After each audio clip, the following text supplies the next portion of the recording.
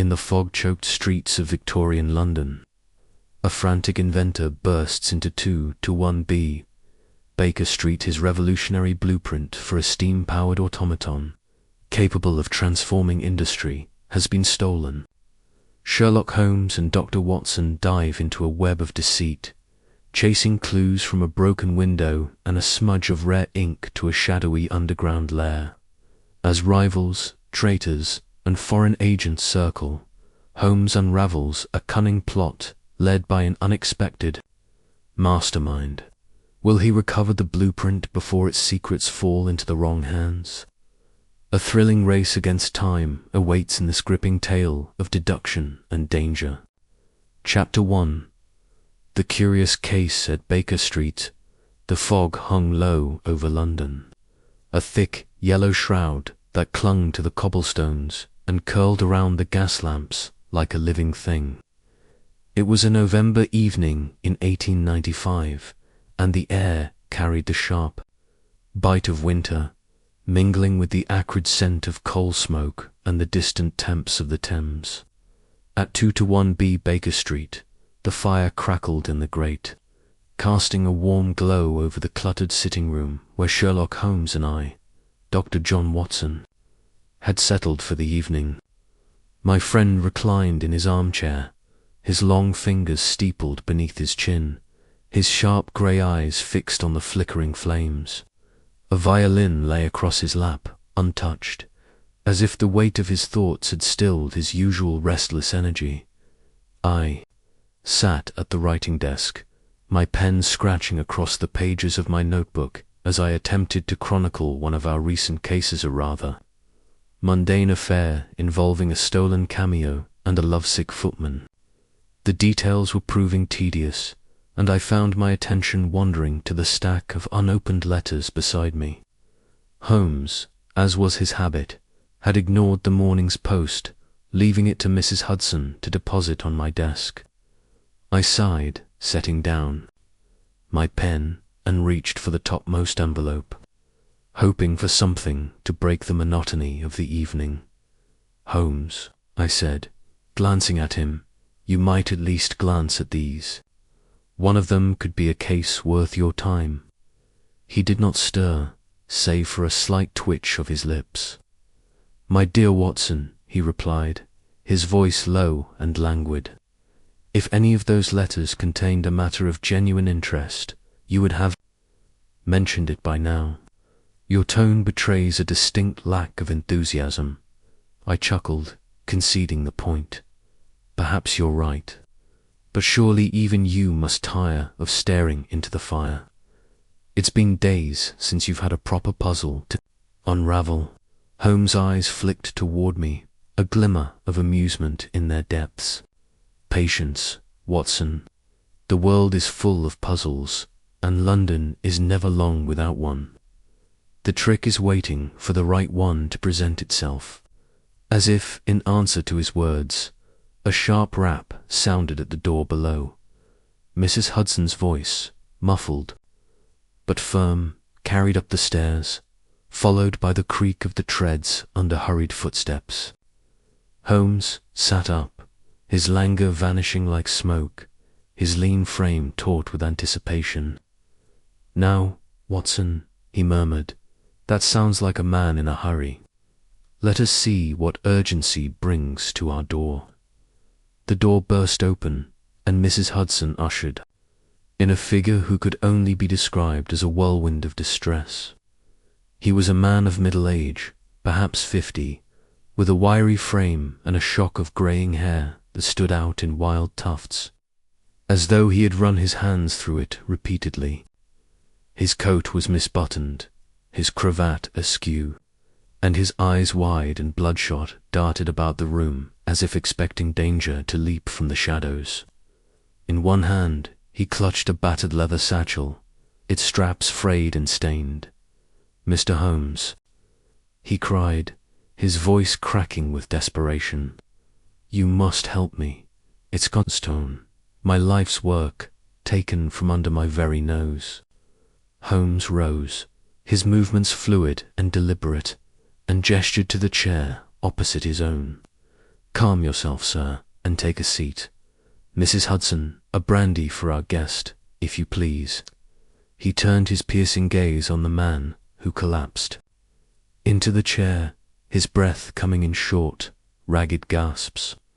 Now, tell me who you are and what has been stolen. Omit no detail, however trivial it may seem. The man swallowed hard, his hands trembling as he clutched the satchel. My name is Elias Thorne, Professor Elias Thorne. I am an inventor, mechanical devices, steam-powered contraptions, that sort of thing. My latest work, a blueprint for a revolutionary automaton, was stolen from my workshop last night. It's not just a drawing, Mr. Holmes, it's the culmination of 10 years' labor, a machine that could change the world. And now it's gone, and I'm ruined. Holmes leaned forward, his eyes narrowing. An automaton, you say? Describe it, and tell me precisely what makes this blueprint so valuable. Thorne hesitated, glancing at me as if unsure whether to speak in my presence. Holmes waved a hand dismissively. Dr. Watson is my confidant and colleague. You may speak freely. Thorne nodded, though his unease remained evident. The automaton is a mechanical man, powered by a compact steam engine of my own design. It's not merely a toy or a curiosity, it's capable of complex tasks, from assembling machinery to performing calculations. The blueprint contains every detail: the engine's specifications, the gear ratios, the materials required. It's unique, Mr. Holmes. No one else in England, perhaps in the world, has anything like it. If it falls into the wrong hands, it could be used for, well, I shudder to think. Holmes' fingers tapped lightly on the arm of his chair. A sin I knew well. His mind was already racing, sifting through the possibilities. And who might these wrong hands belong to? Have you enemies, Professor? Rivals who might covet your invention? Thorne's face darkened. Plenty, I'm afraid. The field of mechanical engineering is cutthroat. There's Lady Beatrice Harrow, an industrialist who's been trying to buy my patents for years. She's ruthless, Mr. Holmes, and her wealth gives her influence. Then there's Victor Crane, a former colleague who turned against me after a dispute over credit for a previous invention. He's fallen on hard times, but he's clever, dangerously so. And there are others, foreign agents perhaps, who'd pay a fortune for such a design. I've heard whispers of interest from the continent. Holmes nodded, his expression unreadable. Tell me about the theft itself. Where was the blueprint kept, and how was it taken? Thorne ran a hand through his disheveled hair, his voice growing more agitated. I keep my workshop in Whitechapel, a small place off Cable Street. The blueprint was locked in a steel safe, one I designed myself, impossible to crack without the combination. Last night I worked late, as I often do, and left around midnight.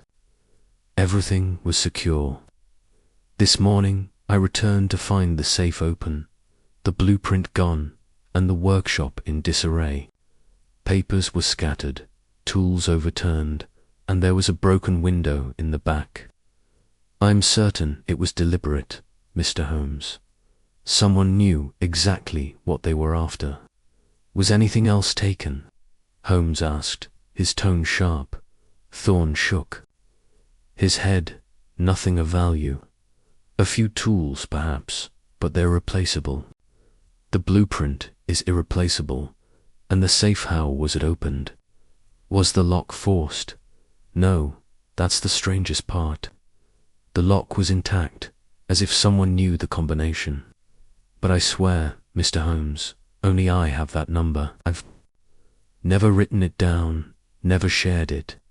Holmes leaned back, his eyes half closed, a faint smile playing at his lips. Fascinating, he murmured. A safe opened without force, a blueprint stolen with surgical precision. Tell me, Professor, who else has access to your workshop? My assistant, Clara Morton. She's been with me for 3 years, loyal as they come. She was there yesterday, but she left before I did. I trust her completely. Holmes' smile widened, though there was no warmth in it. Trust, Professor, is a luxury we cannot afford in a case like this. Now, describe your workshop.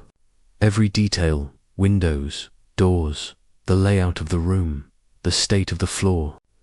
Thorne complied, painting a vivid picture of his cramped, chaotic workspace. A single-story building with 2 entrances, a front door and a back one leading to an alley. 3 windows, one of which was shattered. A wooden floor covered in sawdust, and oil stains, and shelves lined with tools, gears, and half-finished contraptions.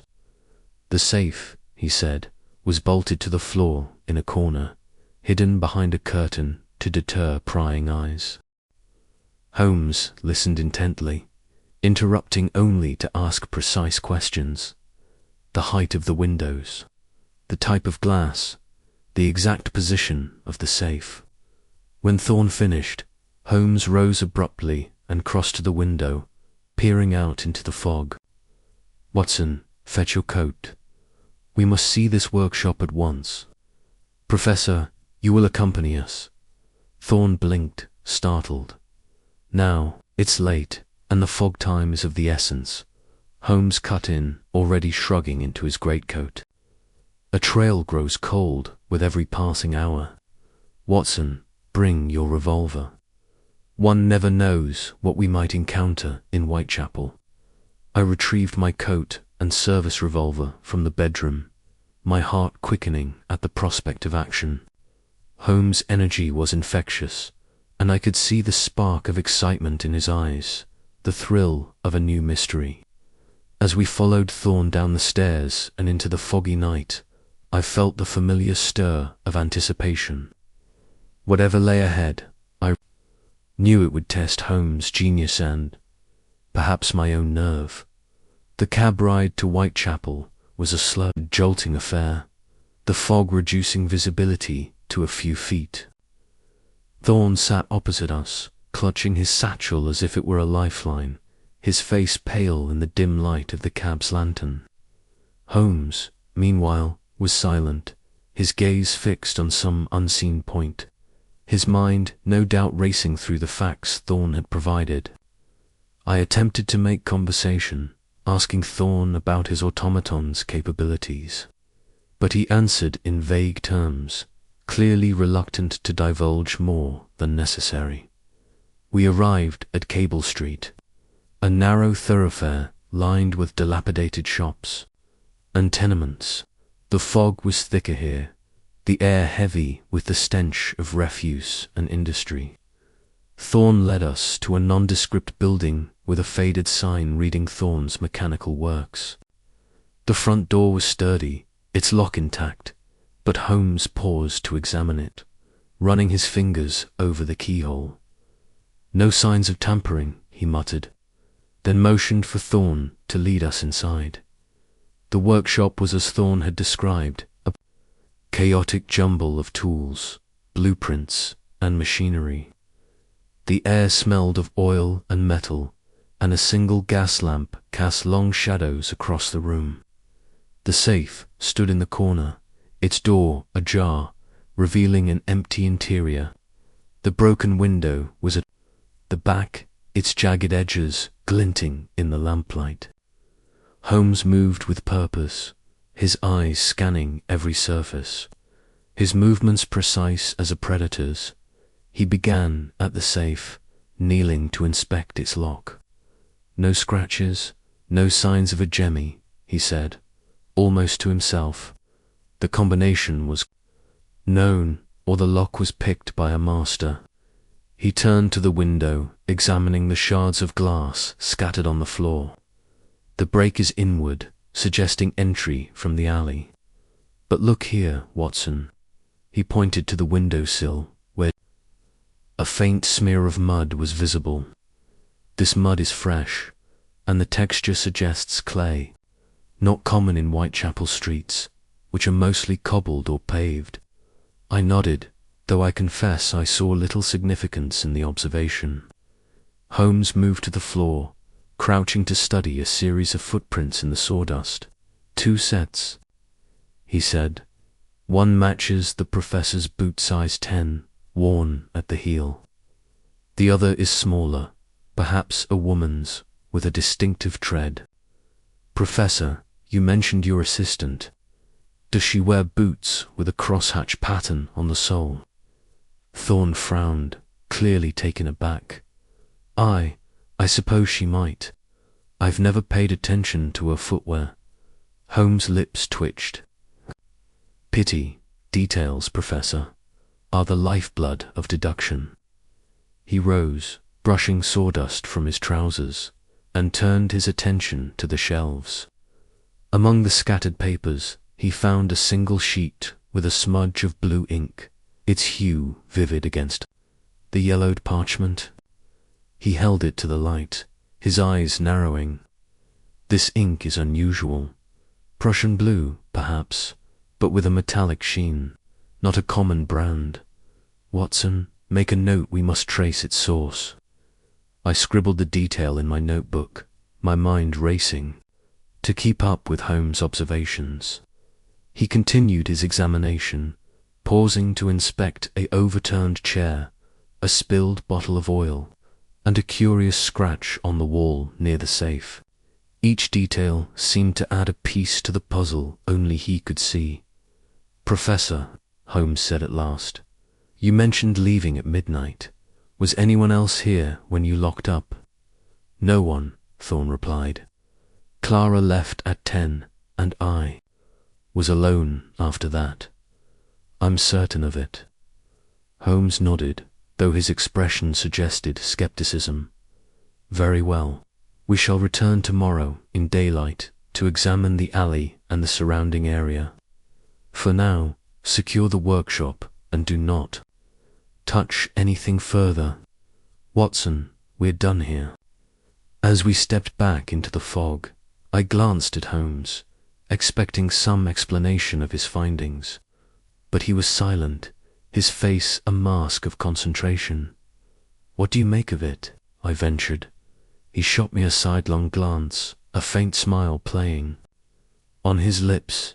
A most intriguing puzzle, Watson. The footprint, the ink, the unforced lock-haul suggest a thief with intimate knowledge of the workshop. Yet the broken window points to an outsider. We are dealing with either a very clever criminal or a very clumsy deception. Tomorrow will tell us more. We returned to Baker Street as the city's clocks struck 2, the fog now so dense it seemed to swallow the world. Holmes lit his pipe and settled into his armchair, his eyes distant, his mind no doubt turning over the clues we had uncovered. I, too, felt the weight of the mystery, though I could not yet see its shape. As I retired to bed, I knew that this case, like so many before, it would test Holmes' brilliance and draw us into the heart of London's shadows. The next morning, I awoke to find Holmes already dressed, his energy undimmed by the late hour of our return. Come, Watson, he said, tossing me my hat. We have a trail to follow, and I suspect it will lead us to some very interesting places. And so began the curious case of the missing inventor's blueprint, a mystery that would unravel secrets, test loyalties, and reveal the intricate workings of both machines and men. Chapter 2. The scene of the crime. The morning fog clung to the cobblestones of London like a shroud as Sherlock Holmes and Dr. John Watson made their way to Professor Elias Thorne's workshop in Camden. The air was thick with the scent of coal, smoke and damp earth, and the clatter of horse-drawn carriages echoed through the narrow streets. Watson, bundled in his overcoat, glanced at Holmes, whose sharp eyes scanned the surroundings with an intensity that belied the early hour. The detective's mind was already at work, piecing together the fragments of the case they had been presented with only an hour earlier at Baker Street. Professor Thorne, a wiry man with wild grey hair and a nervous disposition, had burst into their rooms in a state of near hysteria. His blueprint for a steam-powered automaton device he claimed would revolutionize industry had vanished from his workshop the previous night. The invention, he insisted, was unlike anything the world had seen, capable of performing complex tasks with a precision that rivaled human hands. Its loss, he feared, could spell ruin not only for his reputation but for England's industrial dominance. Holmes, intrigued by the challenge and sensing a deeper mystery, had agreed to take the case without hesitation. Now, as they approached the workshop, a modest two-story building wedged between a blacksmith's forge and a grocer's shop, Holmes paused to survey the exterior. The windows were grimy, their frames weathered by years of neglect, and a faded sign above the door read, "Thorne's Mechanical Innovations." A small crowd of curious onlookers had gathered, drawn by the rumor of a theft, but a stern-faced constable kept them at bay. "Stay back, if you please," the constable barked, his mustache bristling as he waved a truncheon. "Official business." Holmes flashed a disarming smile and produced a card, which he handed to the officer. "Sherlock Holmes, consulting detective. This is my associate, Dr. Watson. Professor Thorne has engaged us to investigate the theft of his property." The constable squinted at the card, then nodded grudgingly. "Right, sir. The professor's inside, waiting for you." Bit of a mess in their mind. Holmes tipped his hat and strode past, Watson trailing close behind. The door creaked as they entered, revealing a cavernous room that seemed to pulse with the remnants of mechanical ambition. The workshop was a chaos of gears, springs, and half-assembled contraptions, their metal surfaces gleaming faintly in the dim light filtering through the windows. Workbenches lined the walls, cluttered with tools, blueprints, and scraps of paper covered in frantic sketches. The air carried the sharp tints of oil and metal, mingled with the faint mustiness of old wood. Professor Thorne stood near the center of the room, wringing his hands as he spoke to a second constable who was scribbling notes in a pocketbook. The inventor's eyes, red-rimmed and anxious, darted toward Holmes and Watson as they approached. "Mr. Holmes," Thorne exclaimed, his voice cracking. "Thank heavens you're here. It's gone my life's work, stolen. I've searched every inch of this place, but it's nowhere to be found." Holmes raised a hand to calm him. "Compose yourself, Professor. Begin at the beginning. Tell me precisely what happened last night, and omit no detail, however trivial. It may seem—" Thorne took a shuddering breath and gestured toward a heavy iron safe in the corner of the room. "The blueprint was locked in there, as it always is when I'm not working on it. I left the workshop around 9 o'clock last evening, after a long day of refinements. Everything was secure. I checked the locks myself. When I returned this morning, the safe was open, and the blueprint was gone. The window over there," he pointed to a broken pane near the ceiling, "was shattered, and I found, well, you'll see for yourself." Holmes nodded, his gaze already shifting to the safe. He crossed the room with purposeful strides, his long coat sweeping behind him, and crouched to examine the heavy metal door. It was ajar, its lock intact, but showing faint scratches around the keyhole.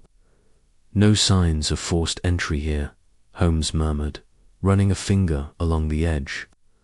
The lock was picked, and with considerable skill. This was no amateur's work. "Watson," standing nearby, peered over Holmes's shoulder. Could it have been an inside job? Someone with access to the key?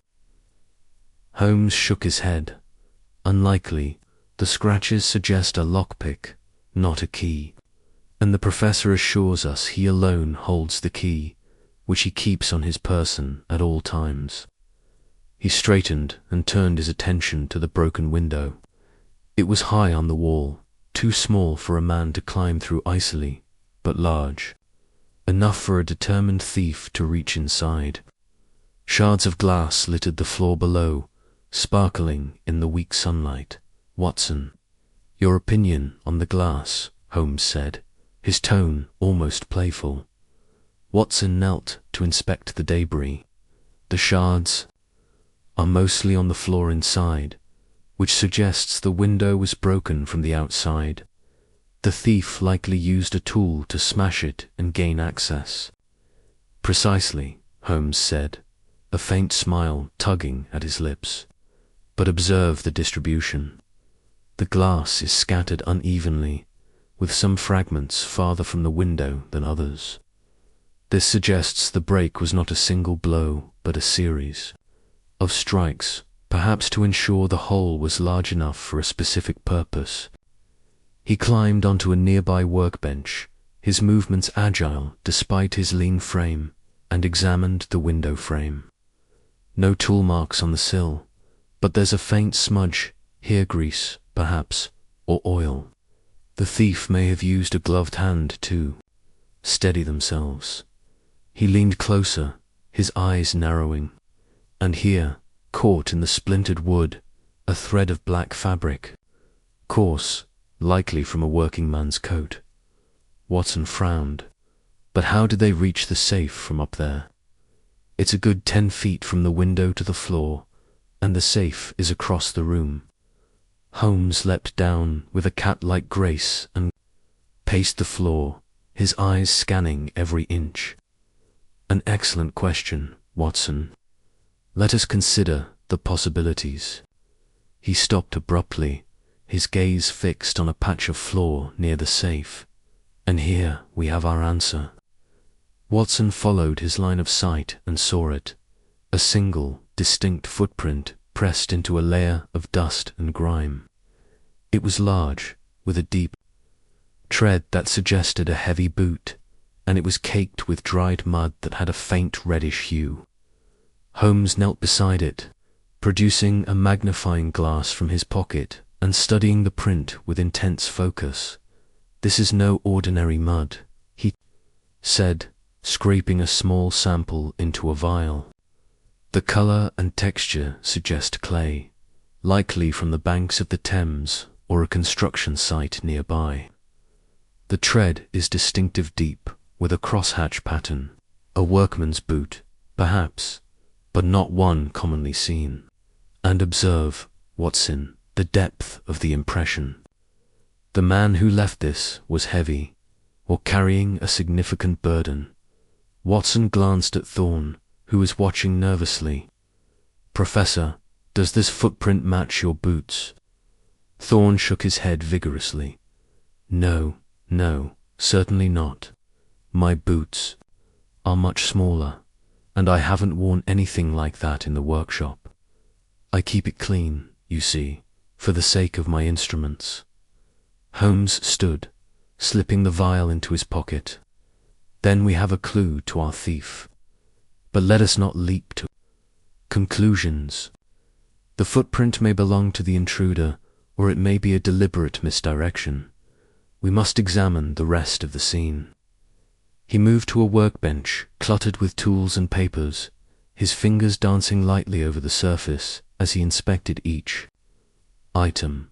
A screwdriver lay askew, its handle smeared with a faint trace of blue ink. Holmes picked it up, holding it to the light. "Curious," he murmured. "This ink is not common. It has a metallic sheen, likely a specialty blend used for technical drawings. Professor, do you use such ink in your work?" Thorne nodded. "Yes, I use a blue drafting ink for my blueprints. It's imported from Germany, quite expensive. I keep it in a locked drawer to prevent waste. Holmes's eyes gleamed. And yet here it is, on a screwdriver that has no business bearing such a mark. Watson, note the significance.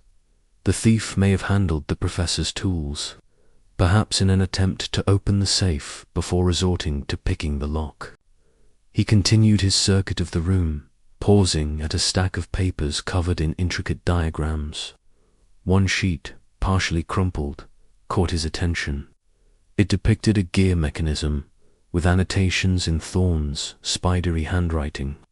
"This is not the stolen blueprint, I presume?" Holmes asked, holding it up. Thorne shook his head. "No, that's an early sketch for the automaton's arm. The real blueprint is far more detailed, with every component mapped out. It's irreplaceable." Holmes set the paper down and turned to the constable, who had been hovering near the door. "Have you or your men disturbed anything in this room?" The constable shook his head. "No, sir. We were told to keep everything as it was until you arrived.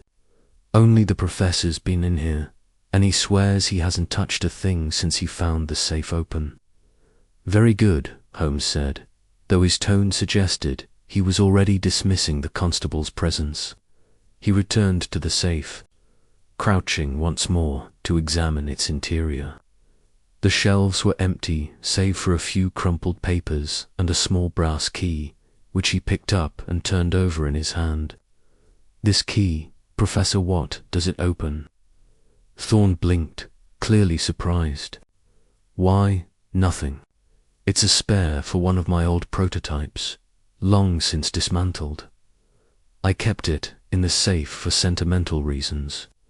Holmes's lips twitched in a faint smile. Sentiment is a dangerous thing in a case like this. It clouds the mind. He pocketed the key and stood, his gaze sweeping the room once more. "Watson, we have gathered what we can from the scene. The broken window, the footprint, the ink-smeared screwdriver, and the empty safe all tell a story, but it is incomplete. We must now pursue the threads that lead beyond this workshop." Watson, who had been jotting notes in his pocketbook, looked up. "Where to next, Holmes?" "The footprint suggests a workman, but the lock-picking points to someone with skill, and that ink'd it lead us to the thief." Holmes's eyes sparkled with the thrill of the chase. "All in good time, Watson. The ink is our most promising lead, for it is rare and traceable.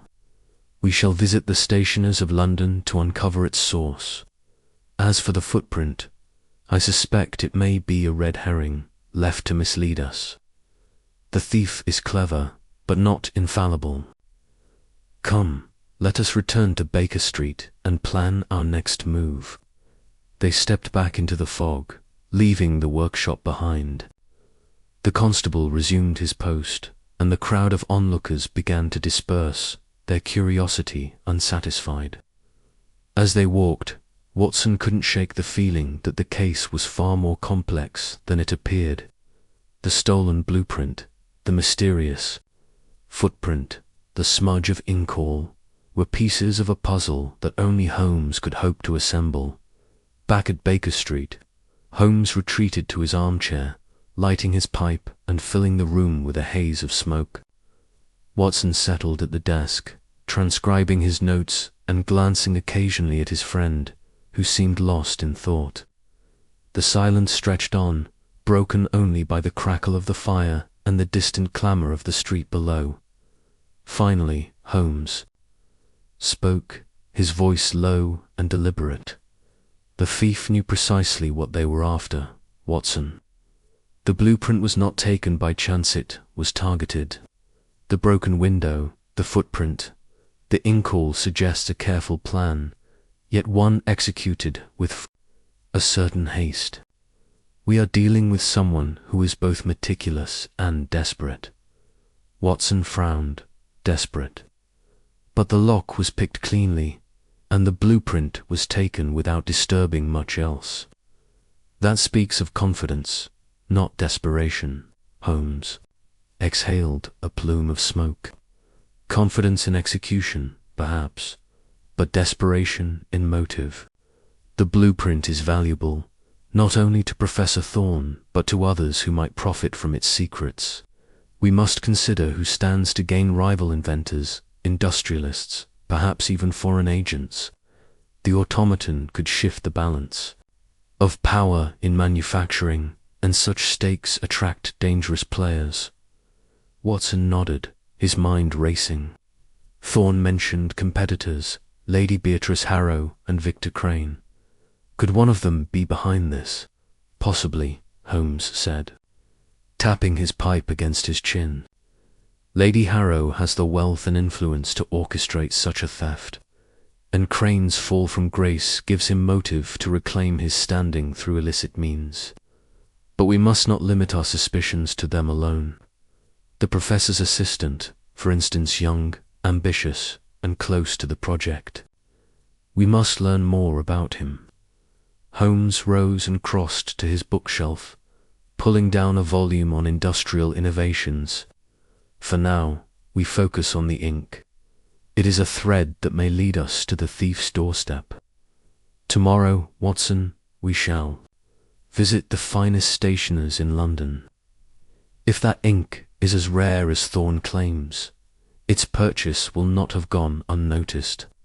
The next morning, they set out for Fleet Street, where the city's most reputable stationers plied their trade. The fog had lifted, replaced by a drizzle that pattered against their umbrellas as they navigated the bustling thoroughfare. Holmes's mood was buoyant, his steps quick and purposeful, while Watson struggled to keep pace. Their first stop was Grayson & Sons, a venerable shop with polished oak counters and shelves lined with bottles of ink, quills, and reams of paper. The proprietor, a bespectacled man with ink-stained fingers, greeted them warmly. "Good morning, gentlemen. How may I assist you?" he asked, wiping his hands on an apron. Holmes produced the vial containing the ink smudge from the screwdriver. "I am seeking information about a particular blue ink, likely imported from Germany. It has a metallic sheen and is used for technical drawings. Have you sold any such ink recently?" The proprietor's eyes widened slightly. "Why, yes. That sounds like our Prussian blue drafting ink. It's a specialty item, not much call for it outside of engineering circles. I sold a bottle just 3 days ago to a young man, an assistant to an engineer, I believe. He was quite particular about the brand." Holmes's expression remained impassive, but Watson could sense his excitement. Did this young man give a name or mention his employer? The proprietor frowned, thinking, he didn't give a name, but he mentioned working for a Mr. Crane, said the ink was for his master's blueprints. I thought it odd, as Mr. Crane hasn't been a regular customer since his troubles. Holmes exchanged a glance with Watson.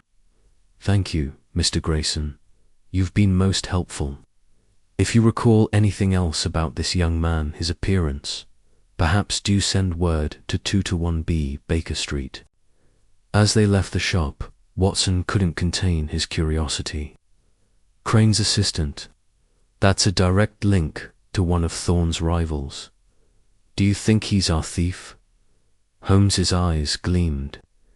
It is a promising lead, Watson, but we must tread carefully. The assistant may be the thief, or he may be a pawn in a larger game. Crane himself is a suspect, but his disgrace suggests he lacks the resources to execute such a theft alone. We must learn more about this assistant and about Victor Crane's current circumstances. Their investigation took them next to the East End, where Victor Crane was rumoured to keep a modest lodging. The streets grew narrower and grimier as they ventured deeper into the city, the air heavy with the stench of refuse and industry. Crane's address was a dilapidated tenement, its windows boarded up and its walls streaked with soot. Holmes knocked sharply on the door, and after a moment it creaked open to reveal a gaunt man with hollow cheeks and wary eyes. His clothes were threadbare, but his posture carried the remnants of pride. "Mr. Victor Crane?" Holmes asked, his tone polite but firm. The man nodded cautiously. "Who's asking?" "Sherlock Holmes, consulting detective." "This is Dr. Watson. We are investigating the theft of Professor Elias Thorne's blueprint. May we have a word?" Crane's expression darkened, but he stepped aside to let them in. The room was sparsely furnished, with a single chair, a rickety table, and a pile of engineering journals stacked in a corner. A faint smell of whiskey lingered in the air. "I've heard about Thorne's troubles," Crane said, his voice rough, "but I had nothing to do with it. I'm no thief." Holmes's gaze swept the room, taking in every detail. "Perhaps not. But your assistant purchased a bottle of Prussian blue ink 3 days ago, the same ink found at the scene of the theft. Can you account for his actions?" Crane's eyes widened, then narrowed. "My assistant, James. He's a good lad, loyal. He bought the ink for me, yes, but only because I'm working on my own designs. I've no need for Thorne's blueprint time, building something better." Holmes raised an eyebrow. "And yet you have motive, Mr. Crane. Your fall from grace is well known. A stolen blueprint could restore your reputation or your fortune." Crane's fists clenched. "I won't deny I've had hard times, but I'm no criminal. If James is involved, he's acting without my knowledge. You want answers? Talk to him. He's at the docks today, working on a shipment of parts." Holmes nodded, his expression unreadable. "We shall. One last question, Mr. Crane. Have you had any dealings with Lady Beatrice Harrow recently?" Crane's face twisted in disgust. "That woman, she's a vulture, circling the work of better men. I've had no dealings with her, and I'd rather keep it that way." As they left Crane's lodging, Watson turned to Holmes. "Do you believe him? He seemed genuine, but that assistant of his..." Holmes's lips curved into a faint smile. "Crane is hiding something, Watson, but whether it's guilt or merely shame remains to be seen. The assistant is our next target. To the docks, then. The game is afoot." The docks were a hive of activity, with stevedores shouting and cranes groaning as they unloaded cargo from ships moored along the Thames. Holmes and Watson wove through the chaos, their eyes scanning for a young man matching the stationer's. Description of Crane's assistant. They found him near a stack of crates, a lanky figure with nervous eyes and ink-stained fingers. "James Harrow," Holmes called, approaching with a disarming smile. The young man started, nearly dropping the clipboard he held. Who are you?" "Sherlock Holmes, and this is Dr. Watson. We understand you purchased a bottle of Prussian blue ink recently. Might we ask why?" James's face paled, and he glanced around as if expecting rescue. "I bought it. For Mr. Crane. He needed it for his work. That's all." Holmes stepped closer, his voice low and compelling. "And did you visit Professor Thorne's workshop 3 nights ago? Perhaps to borrow a certain blueprint?" James's eyes widened in panic. "No, I swear I didn't. I was with Mr. Crane that night, working late. You can ask him. We have," Holmes said smoothly. "And yet the ink you purchased was found at the scene of a theft." "Explain that, if you can," James stammered, his hands trembling. "I don't know. Maybe someone else bought the same ink. It's not that rare, is it?" Holmes's smile was cold. "Oh, but it is. Rare enough that its presence in Thorne's workshop points directly to you. If you're innocent, James, tell me everything you know. Who else might have wanted that blueprint? The young man hesitated, then lowered his voice. I heard rumors. Lady Harrow's been sniffing around, asking about Thorne's work. She's got money, power. She could have hired someone. But I swear it wasn't me. Holmes studied him for a long moment, then nodded. Very well. Stay where we can find you, James. We may have more questions. As they walked away, Watson glanced at Holmes. He's terrified, but is he lying? Difficult to say, Holmes replied, his eyes distant. He's hiding something, but whether it's guilt or fear of his employer, I cannot yet determine. Lady Harrow's name keeps surfacing, Watson. We must learn more about her and her interest in Thorne's invention. The trail of the missing blueprint was growing more tangled by the hour, but Holmes's resolve was unshaken. As they returned to Baker Street, the city's lights began to glow in the gathering dusk, casting long shadows across their path. The scene of the crime had yielded its secrets, but the puzzle was far from solved. Somewhere in London, a thief held the key to a revolutionary invention, and Sherlock Holmes was determined to find them. Chapter 3. The inventor's rivals. The late morning sun filtered through the heavy drapes of 221B Baker Street, casting long shadows across the cluttered sitting room. Sherlock Holmes sat in his armchair, his long fingers steepled beneath his chin, his piercing grey eyes fixed on the flickering flames in the hearth. The air was thick with the scent of pipe smoke, and the faint ticking of the mantel clock punctuated the silence. Dr. John Watson, seated at the small writing desk, scribbled notes from their earlier conversation with Professor Elias Thorne, whose frantic visit had set the wheels of this peculiar case in motion. Holmes broke the silence, his voice low and deliberate. Watson, what do you make of our professor's tale? A stolen blueprint, a revolutionary steam-powered automaton, and a workshop left in disarray. It is a puzzle, but not an unsolvable one. Watson looked up from his notebook, adjusting his spectacles. It's a devil of a mess, Holmes.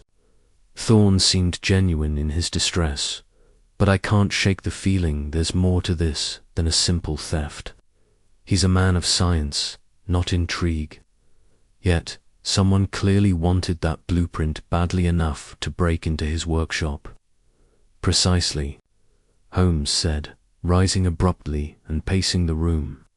His dressing gown swirled about him as he moved, his mind clearly racing. The question is not only who, but why.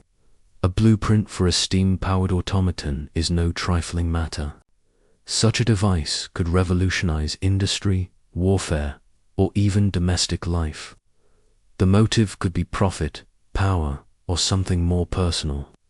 We must consider Thorne's world, his allies, his enemies, and those who stand to gain from his success or failure. Watson nodded, flipping through his notes. Thorne mentioned he'd been working in relative secrecy, but he did admit to having competitors. He spoke of a Lady Beatrice Harrow, some sort of industrial magnate, and a Victor Crane, an engineer who fell from grace after some scandal. Both could have reasons to want his invention. Holmes paused by the window, peering through a gap in the curtains at the bustling street below. Indeed, Lady Harrow's wealth and influence make her a formidable figure. If she saw Thorne's invention as a threat to her empire, she might act to suppress it or claim it for herself.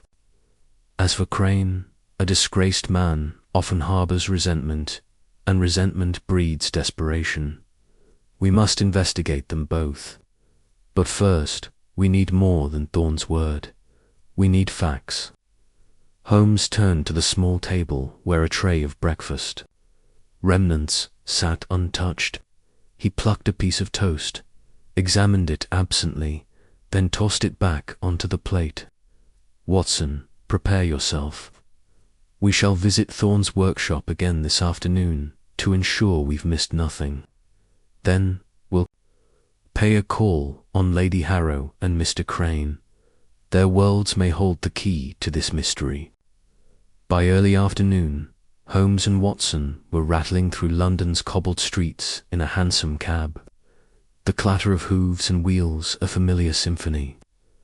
Thorne's workshop was situated in a narrow alley off Farringdon Street, a district known for its mix of industry and innovation.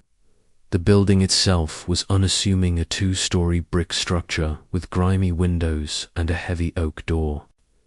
A faded sign above the entrance read, "E. Thorne, Mechanical Innovations." Inside, the workshop was a chaotic blend of genius and disorder. Workbenches were strewn with gears, springs, and half-assembled contraptions.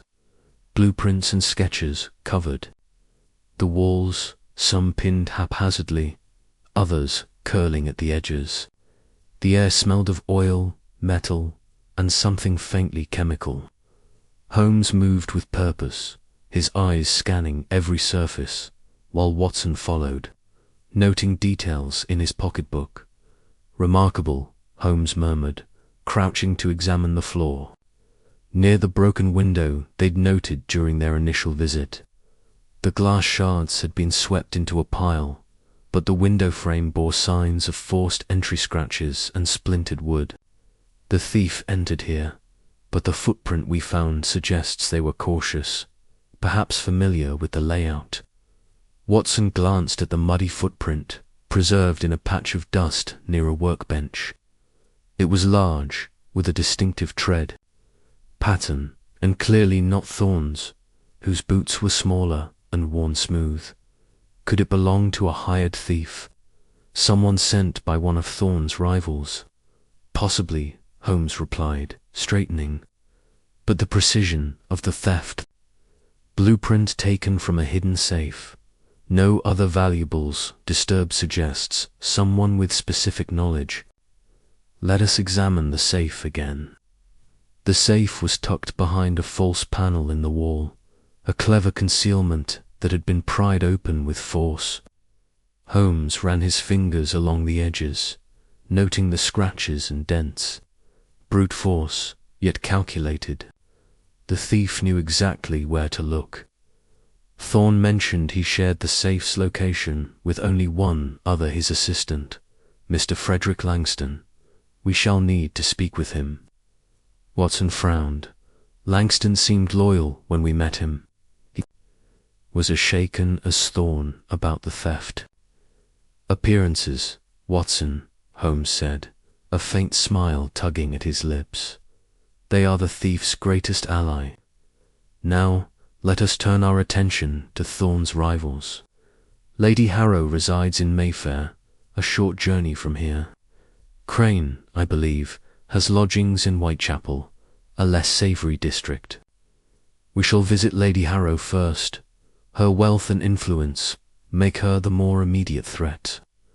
The cab ride to Mayfair was a stark contrast to the gritty streets of Farringdon. The grand townhouses of Lady Beatrice Harrow's neighbourhood gleamed with prosperity, their facades adorned with ivy and polished brass. Lady Harrow's residence was a palatial affair, with tall windows and a marble staircase leading to a set of double doors.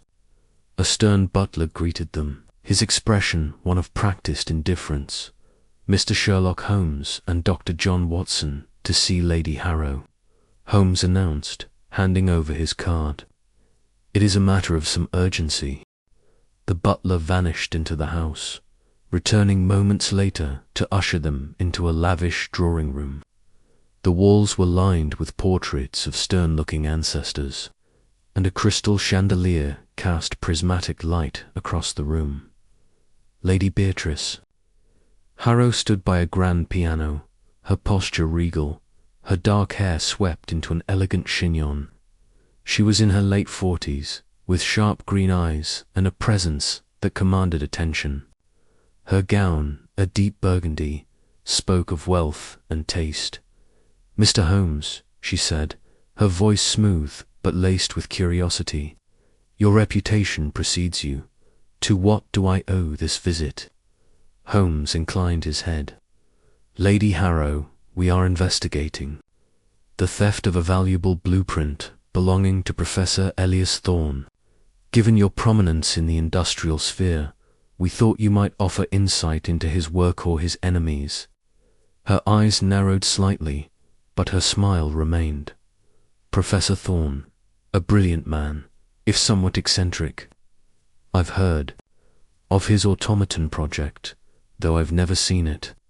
A theft, you say? How unfortunate. Indeed, Holmes said, his tone neutral. The blueprint could shift the balance of industry. Someone with your resources might find such an invention intriguing. Lady Harrow's laugh was light, almost musical. You're direct, Mr. Holmes. I like that. Yes, I invest in innovation, but I have no need to steal. My factories produce engines and machinery that rival anything Thorne could dream up. Besides, I prefer to buy talent, not blueprints. Watson, standing slightly behind Holmes, noted the faintest tension in her posture. She was composed, but there was a guardedness in her eyes. Holmes pressed on. And yet you were aware of Thorne's work. Did you ever meet him? Or perhaps his competitors, such as Victor Crane? At the mention of Crane's name, Lady Harrow's expression hardened. Crane, that man is a disgrace. He was once a promising engineer, but his greed and recklessness ruined him. I wouldn't associate with him, and neither should Thorne. Holmes nodded, his eyes never leaving her face. Thank you, Lady Harrow. Your candor is appreciated. We may call again if further questions arise. As they left the drawing room, Watson whispered, She's hiding something, Holmes. Did you see how she reacted to Crane's name? I did, Holmes replied, his voice low, and her denial was too quick, too polished. Lady Harrow knows more than she lets on. But we mustn't leap to conclusions. Let us see what Mr. Victor Crane has to say. The journey to Whitechapel was a descent into a different London. The air grew thick with the smell of coal and refuse, and the streets were alive with the clamour of vendors, urchins, and labourers. Victor Crane's lodgings were in a crumbling tenement, its facade stained with soot. The door creaked as Holmes knocked, and a moment later a wiry man with unkempt hair and a patchy beard answered. His eyes, bloodshot and wary, darted between Holmes and Watson. Victor Crane? Holmes asked, his tone clipped. Who's asking? Crane's voice was rough, tinged with suspicion. Sherlock Holmes, consulting detective. This is Dr. Watson. We're investigating the theft of Professor Thorne's blueprint. May we come perspective? Crane's expression flickered with unease. Thorne's blueprint. What do you know about it? Crane stepped back, gesturing for them to enter. The room was cramped, littered with tools and papers, a stark contrast to Lady Harrow's opulence. I don't know anything about a theft, Crane said, his voice defensive. I haven't seen Thorne in years. We parted ways after things went sour. Holmes leaned forward, his gaze intense. And yet, you were once his collaborator. A man of your skills might see an opportunity in a blueprint like Thorne's. Tell me, Mr. Crane, where were you 2 nights ago when the theft occurred? Crane's jaw tightened. I was here, working. I don't steal, Mr. Holmes. I may have fallen on hard times, but I'm no thief. Watson scribbled in his notebook, noting Crane's agitation. The man's hands trembled slightly as he spoke, and his eyes avoided Holmes's. You'll forgive my skepticism, Holmes said. A man with your history dismiss for falsifying patents. Accused of selling designs to foreign buyers, might find such an opportunity tempting. Crane's face reddened. That was years ago.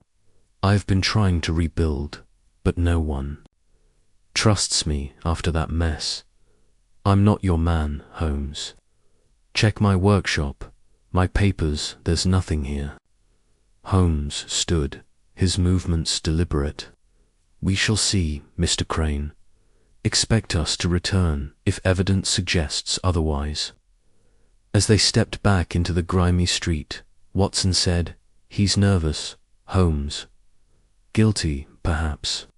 Guilty of something, Holmes replied, his eyes narrowing. But whether it's the theft remains to be seen. His workshop is worth a closer look, but discreetly. For now, we return to Baker Street. There's more to this web than we've yet untangled.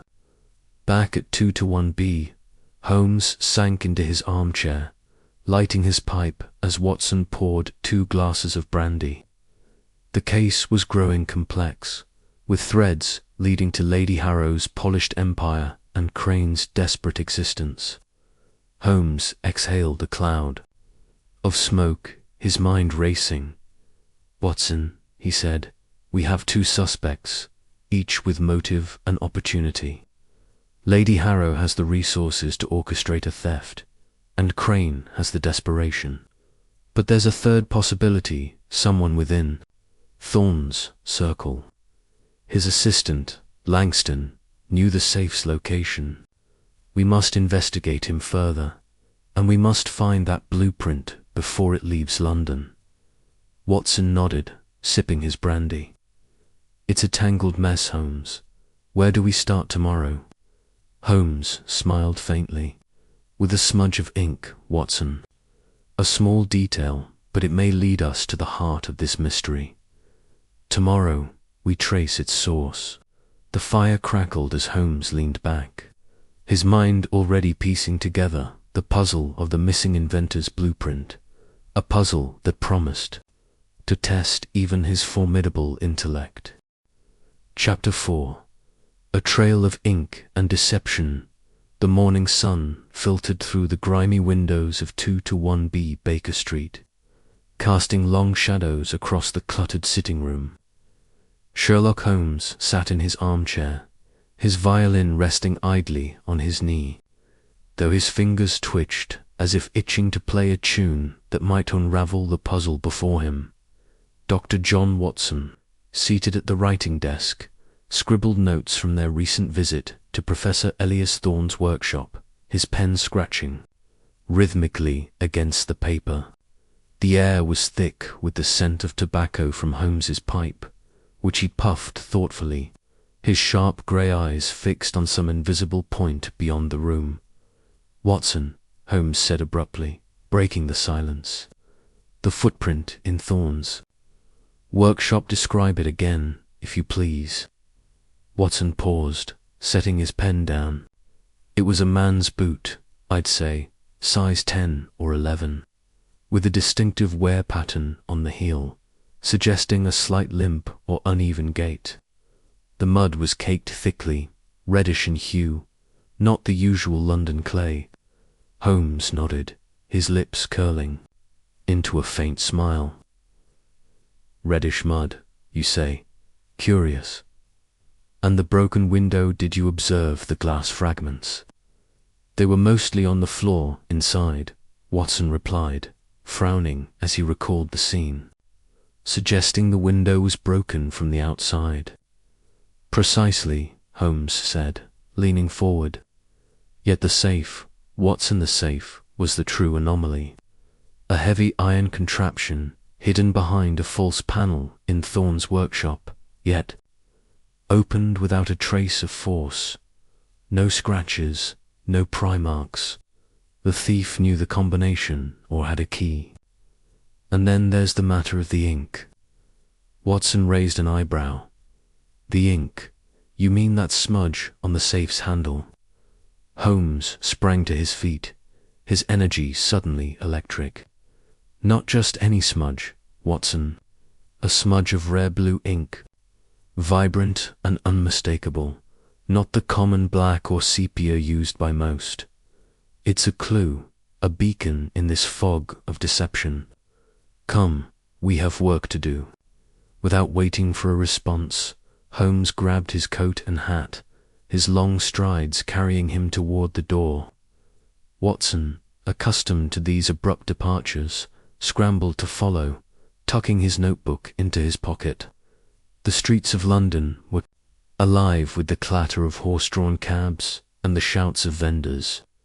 But Holmes moved through the chaos with singular purpose, his mind already racing toward the next piece of the puzzle. Their destination was a narrow street in Bloomsbury, where a small stationery shop stood wedged between a tailor and a tobacconist. The shop's sign, faded and peeling, read Harrington and Sons, fine papers and inks. A bell jingled as Holmes pushed open the door, revealing a cramped interior lined with shelves of paper, pens and glass bottles of ink in every imaginable hue.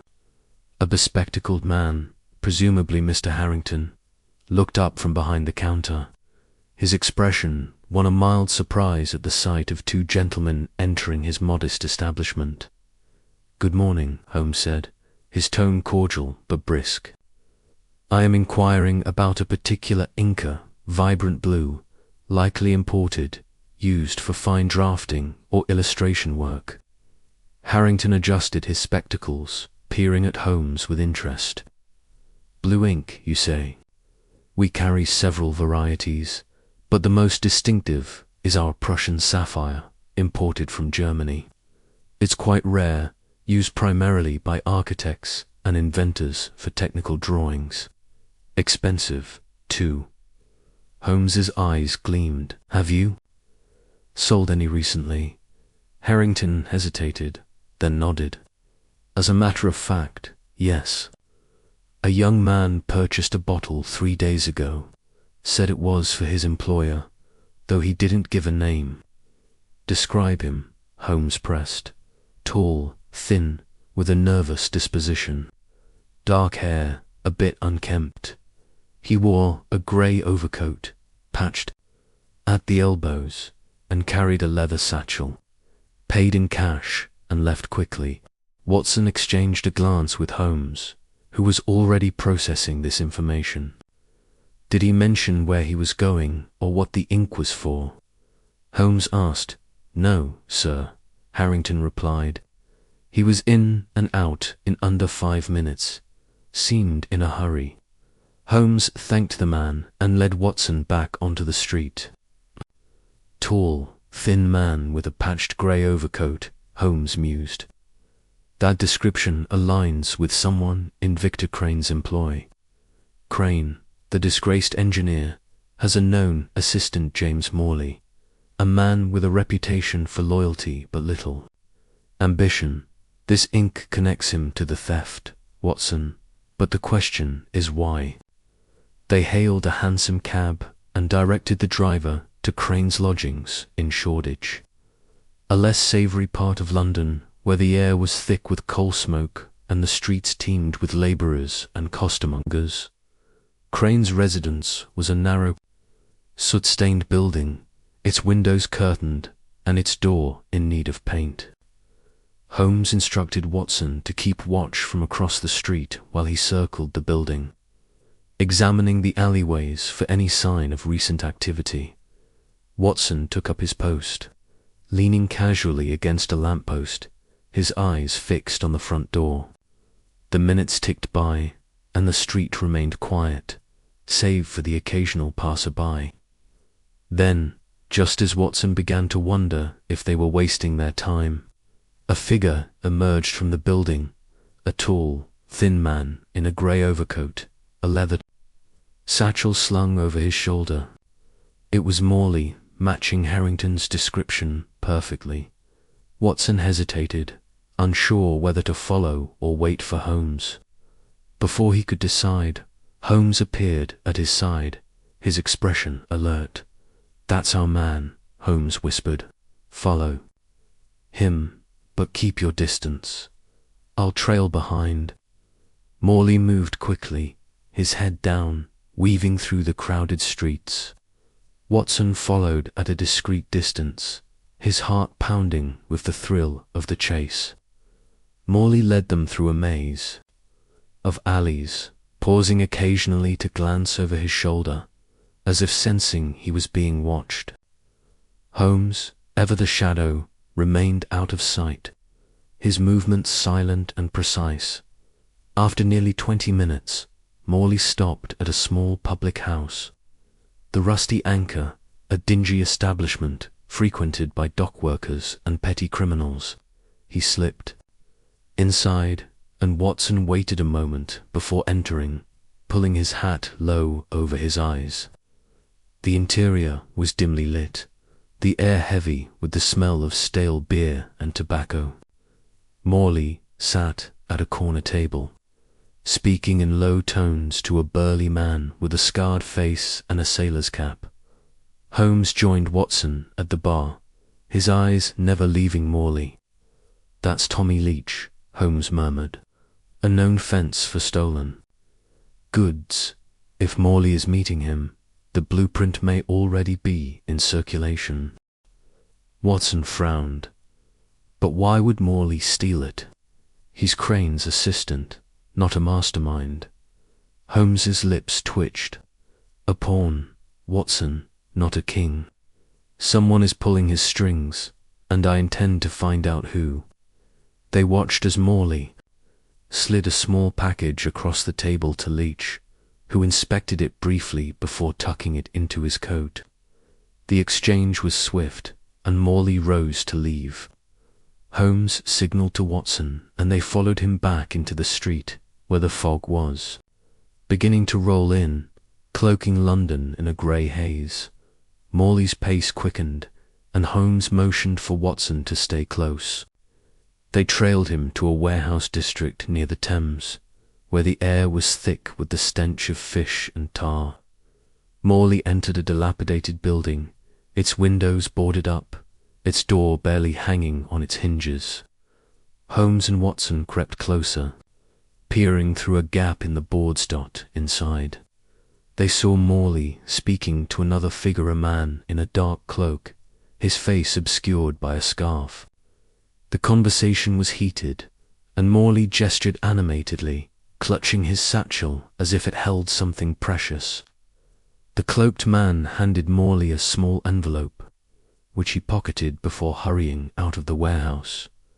Holmes's eyes narrowed. "We need that envelope, Watson. It may hold the key to this entire affair." They followed Morley back to Shoreditch, where he returned to Crane's lodgings. Holmes devised a plan. Watson would distract Morley by posing as a deliverer man, while Holmes slipped inside to search for the envelope. Watson approached the door, carrying a parcel he'd hastily purchased from a nearby shop, and knocked loudly. Morley opened the door, his expression wary. "What do you want?" he demanded. "Delivery for Mr. Crane," Watson said, holding up the parcel. "Needs a signature." As Morley fumbled for a pen, Holmes slipped through a side window, moving with the stealth of a cat. Inside, he found a cluttered room filled with blueprints, tools, and half-finished mechanical devices of Crane's obsessive tinkering. On a desk in the corner, he spotted the envelope, its seal unbroken. Holmes opened it carefully, revealing a single sheet of paper with a handwritten note. "Deliver the plans to the Lion's Den by midnight. Payment upon receipt." Holmes pocketed the note and rejoined Watson outside, where Morley was still arguing about the delivery. They retreated to a nearby alley, and Holmes showed Watson the note. "The Lion's Den," Holmes said, his voice low. "A cryptic reference, but one will unravel. Morley is no mastermind, he's a courier, nothing more." They returned to Baker Street, where Holmes spread out a map of London, his fingers tracing possible locations. The Lion's Den could be a code, a nickname, or a literal place, he mused. The British Museum has a lion statue in its courtyard. But there are other possibilities, private clubs, even a ship docked at the Thames. Watson yawned, the late hour catching up with him. What's our next move? We follow the ink, Holmes said, his eyes gleaming. Morley purchased it for a reason. Tomorrow we'll visit Crane himself. If he's involved, he'll betray himself. If not, he may lead us to the true thief. The next morning they arrived. At Crane's workshop, a cavernous space filled with the clanking of machinery and the hiss of steam. Victor Crane was a wiry man with a shock of white hair and a perpetual scowl, his hands stained with grease. He greeted them with suspicion, his eyes darting between Holmes and Watson. "What do you want?" Crane snapped. "I'm a busy man," Holmes smiled thinly. "We're investigating the theft of Professor Thorne's blueprint. Your name came up." Crane's scowl deepened. "Thorne, that pompous fool. I wouldn't touch his work. It's derivative at best. Yet your assistant, James Morley, purchased a bottle of Prussian sapphire ink 3 days ago," Holmes said, watching Crane closely. "The same ink found on the safe in Thorne's workshop." Crane's face paled, but he recovered quickly. "Morley buys supplies all the time. Doesn't mean anything." "Perhaps," Holmes said, his tone deceptively mild. "But I'd advise you to keep a closer eye on him. He's been meeting with some unsavory characters."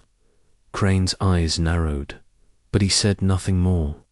Holmes and Watson left the workshop, the air between them charged with unspoken questions. "Do you think Crane's involved?"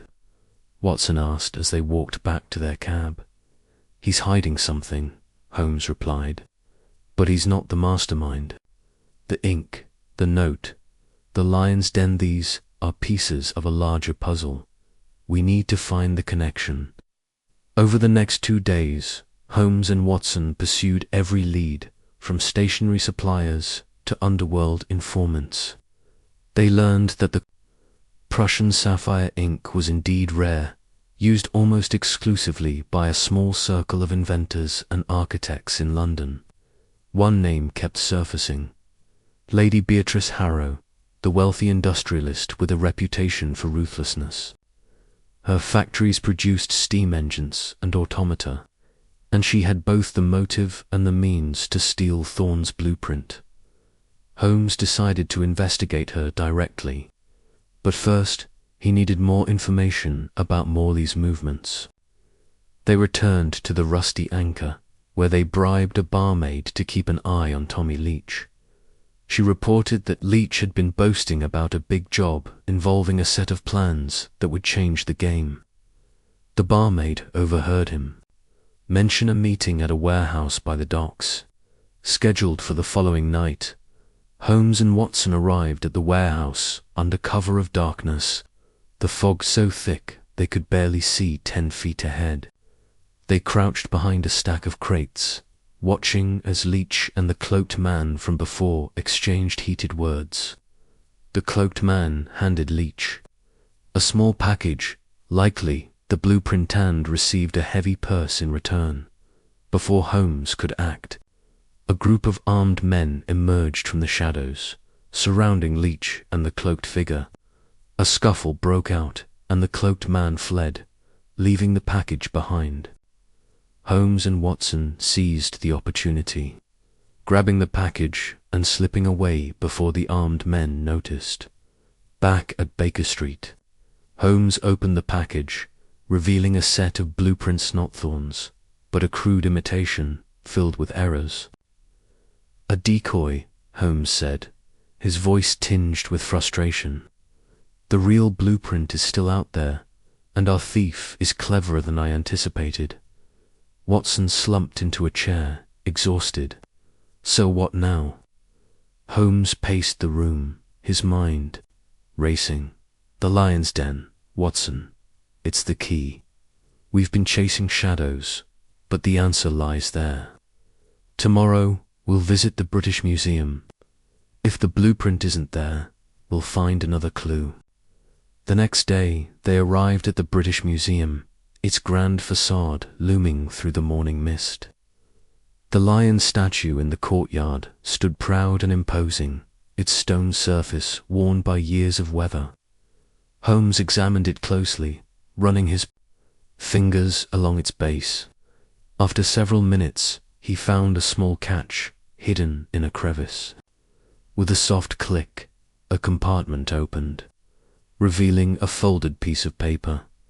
Holmes unfolded it, his eyes scanning the contents. It was a fragment of Thorne's blueprint, meticulously drawn in Prussian sapphire ink. A note was scrawled in the margin: "The rest awaits at the den, midnight." Holmes's face lit up with triumph. "We're close, Watson. The lion's den is real, and we're one step behind the thief. Tonight we'll be ready." They spent the day preparing, Holmes poring over maps and Watson checking his revolver. As midnight approached, they returned to the museum, taking up positions in the shadows. The courtyard was silent, save for the distant hoot of an owl. Then a figure appeared, a man in a dark cloak, moving swiftly toward the lion statue. Holmes sprang forward, tackling the figure to the ground. A struggle ensued, but Watson joined in, and they subdued the man. Pulling back his hood to reveal James Morley, his face pale with fear. "Where's the blueprint?" Holmes demanded. Morley stammered, I don't have it. I was just delivering this." He held up another fragment of the blueprint, identical to the one they'd found. Holmes searched him, finding another note: "Bring the rest to the underground lair. Payment doubled." "The underground lair," Holmes said, his voice low. "We're not done yet, Watson. Morley's just a messenger. The true thief is still out there." They let Morley go, knowing he'd lead them to the next clue. As they watched him disappear into the fog, Holmes turned to Watson, his eyes blazing with determination. "The game is afoot, Watson.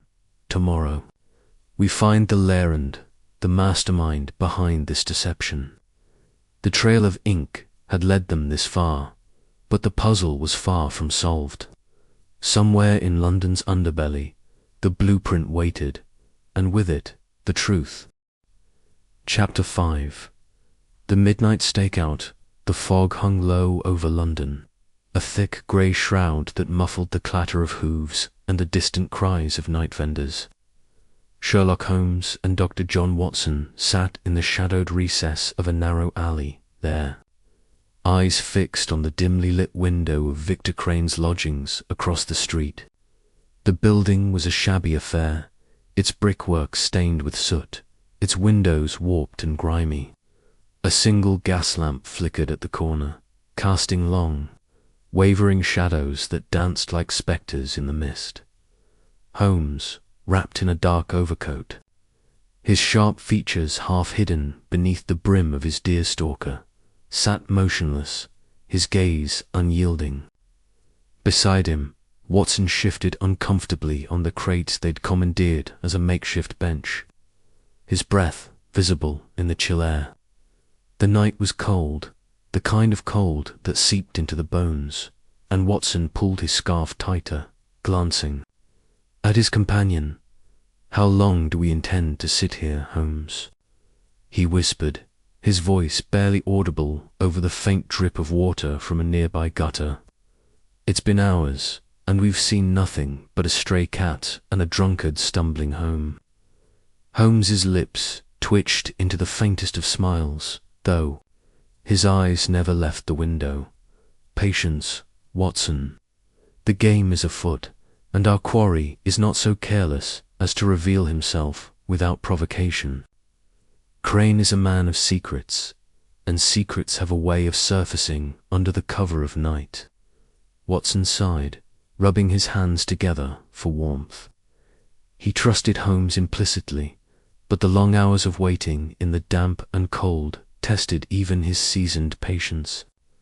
They had arrived at this spot shortly after dusk, following Holmes's deduction that Victor Crane, the disgraced engineer and one of Professor Elias Thorne's chief rivals, was likely involved in the theft of the inventor's blueprint, the peculiar muddy footprint in Thorne's workshop, which matched neither the professor's nor his assistant's boots, had led Holmes to suspect an outsider's involvement. Crane, with his history of professional jealousy and financial ruin, was a prime candidate. The trail had begun with the smudge of rare blue ink found on the safe in Thorne's workshop, a lead that had taken them to a stationery shop in Covent Garden. There Holmes had uncovered that Crane's assistant, a nervous young man named Henry Polk, had purchased a bottle of that very ink just days before the theft. It was a slender thread, but Holmes had woven such threads into tapestries of truth. Now, they waited, watching for any sign of Crane or his associates, hoping to catch a glimpse of the stolen blueprint or the thief himself. The street was quiet, save for the occasional clatter of a late carriage or the distant bark of a dog. Crane's lodgings, a second-floor flat above a tobacconist's shop, showed no signs of life. The window remained dark, the curtains drawn, and Watson began to wonder if they'd misjudged their target. But Holmes's certainty was unshakable, and Watson knew better than to question it outright. At last, a faint glow appeared in the window, the soft flicker of a candle being lit. Watson leaned forward, his heart quickening. "There," he whispered, "someone's inside." Holmes nodded, his eyes narrowing. "Indeed, but observe, what's in the light is too steady for a candle held by hand. It's placed on a table, likely near the window. Whoever is inside wishes to be seen, or at least does not fear being seen." Watson frowned, trying to follow Holmes's reasoning. "You think it's a trap?" "Not a trap, perhaps, but a performance," Holmes murmured. "Crane is a cautious man, but not cautious enough to avoid drawing attention. Let us see who joins him in this little drama." Minutes passed, each one stretching into eternity. Then a figure emerged from the fog at the far end of the street. Cloaked and hooded, the stranger moved with purpose, their footsteps muffled by the damp cobblestones. They paused at the door of the tobacconist's shop, glancing left and right before slipping inside. The faint creak of the door echoed in the stillness. Holmes's posture stiffened, his eyes gleaming with intensity. "Now, Watson," he said softly, "we have our player. Stay close, and keep your revolver at the ready." Watson patted the reassuring weight of his Webley in his coat pocket, nodding grimly. He had faced danger alongside Holmes many times, but the thrill of the chase never dulled. They slipped from their hiding place, moving silently across the street, their forms blending into the fog. Holmes led the way, his movements precise and cat-like. As they approached the side of the building, the door to the shop was locked, but Holmes produced a small set of lockpicks from his pocket, his fingers working with practiced ease. Within moments, the lock clicked, and they stepped into the darkened shop. The air smelled of tobacco and old wood, and the faint glow from the street lamp outside barely penetrated the gloom.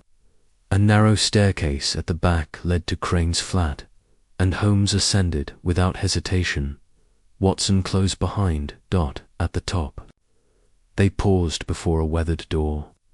A sliver of light spilled from beneath it, and the low murmur of voices reached their ears. Holmes pressed his ear to the door, his brow furrowed in concentration. After a moment, he gestured for Watson to do the same. The voices were muffled but distinct. One was Crane's, sharp and agitated, with a slight tremor of fear. "You promised me the rest of the payment," he was saying. "I've done my part, risked everything. Where is it?" The other voice was lower, almost a growl, and heavily accented Eastern European, Watson thought, though he couldn't place it precisely. "Patience, Mr. Crane. The blueprint is secure, but the buyer requires assurances. You will have your money when the deal is complete." Watson's pulse quickened. The blueprint. They were discussing Thorne's stolen plans. He glanced at Holmes, who raised a finger to his lips, his eyes alight with triumph. This was the confirmation they needed. Crane was involved, but he was not the mastermind. Someone else, this mysterious stranger, held the strings. Suddenly, the voices stopped. A chair scraped against the floor, and heavy footsteps approached. The door. Holmes pulled Watson back into the shadows just as the door swung open. The cloaked figure stepped out, their face obscured by a scarf and a low-brimmed hat. They moved quickly, descending the stairs with a speed that suggested they sensed danger. Holmes was after them in an instant, his long legs taking the stairs two at a time. Watson followed, his heart pounding as they burst out into the street. The fog had thickened, swallowing the figure almost immediately, but Holmes's keen eyes caught the flicker of their cloak as they turned a corner. "After him, Watson," Holmes called, his voice low but urgent. The chase was on.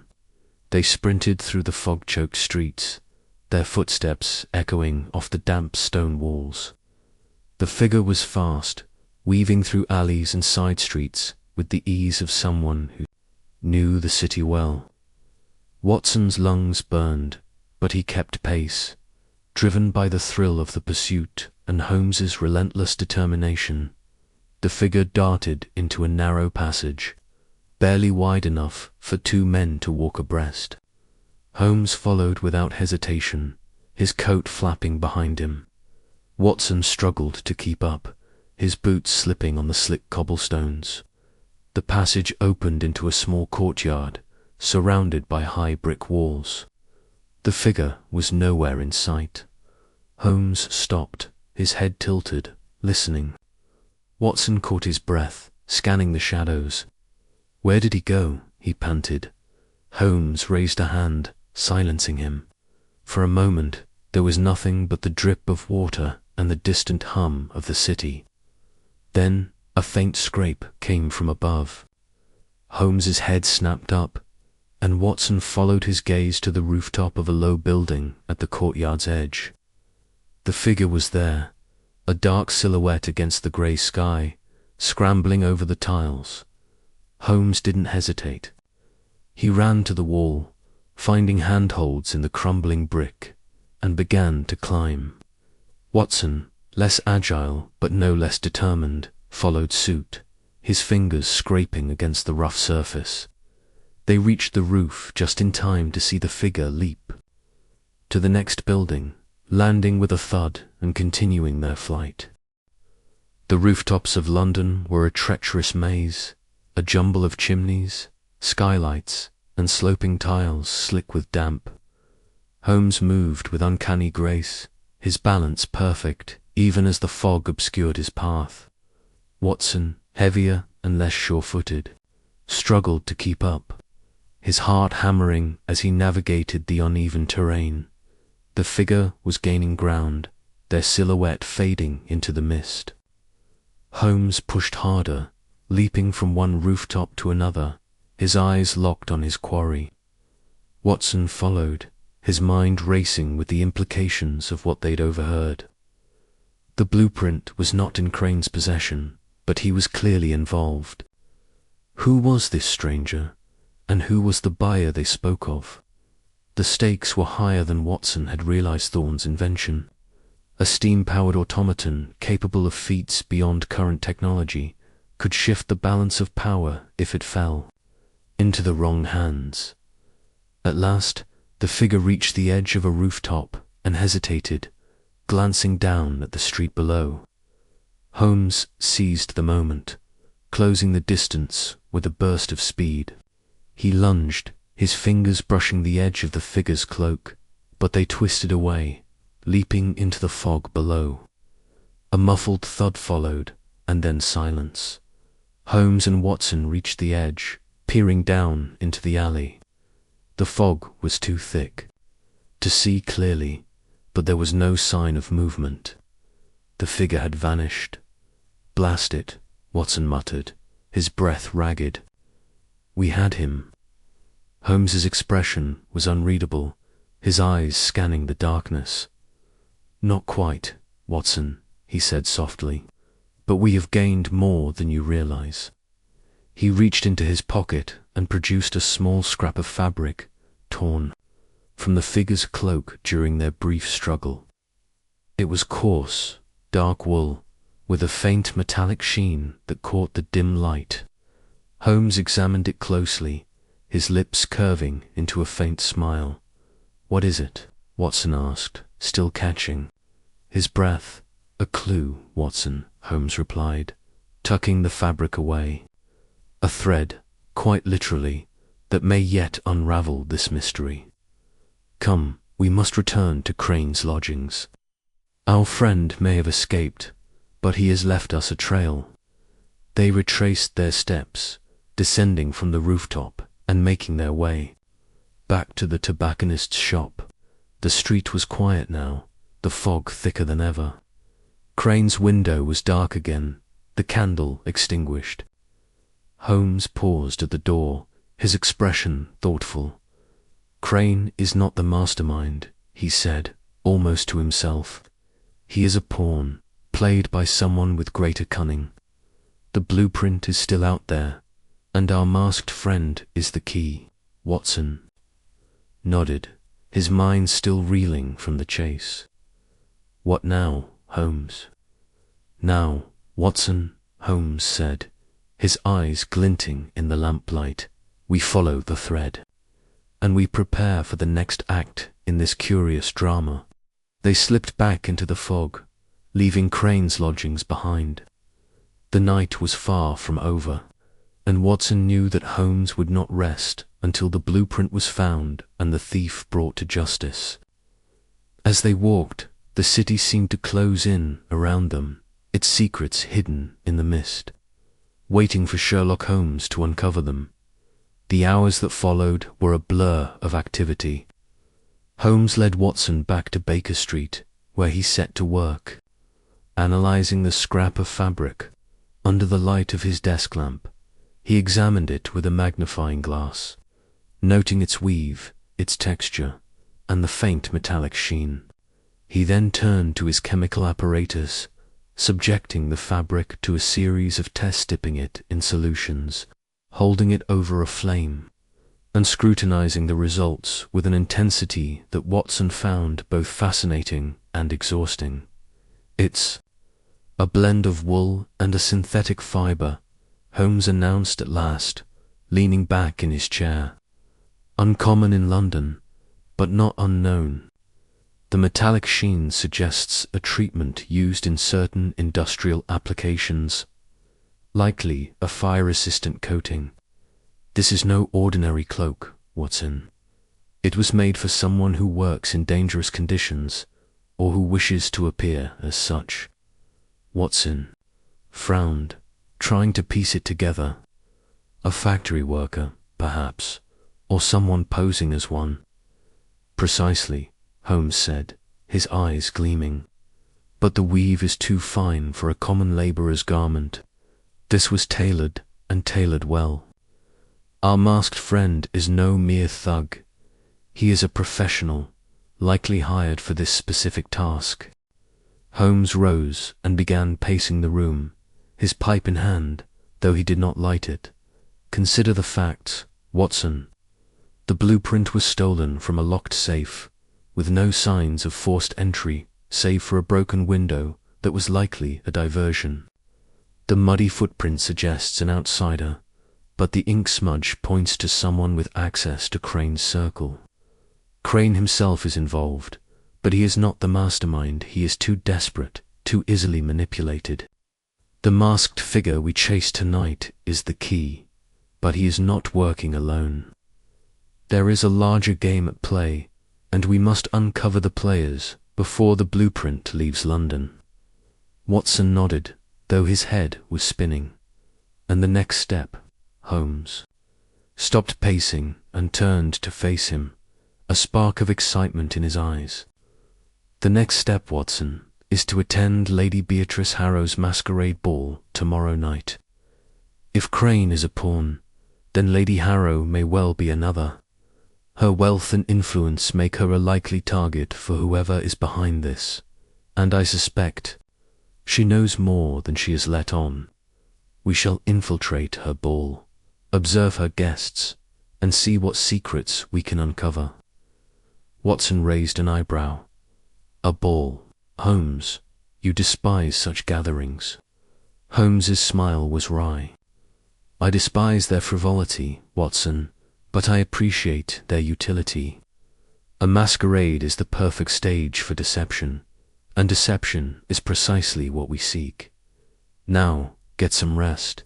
Tomorrow we shall don our own masks and step into the lions. Then, the following day was a whirlwind of preparation.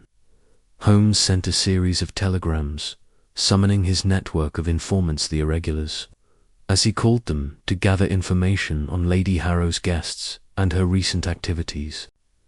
Watson, meanwhile, was tasked with procuring suitable attire for the ball.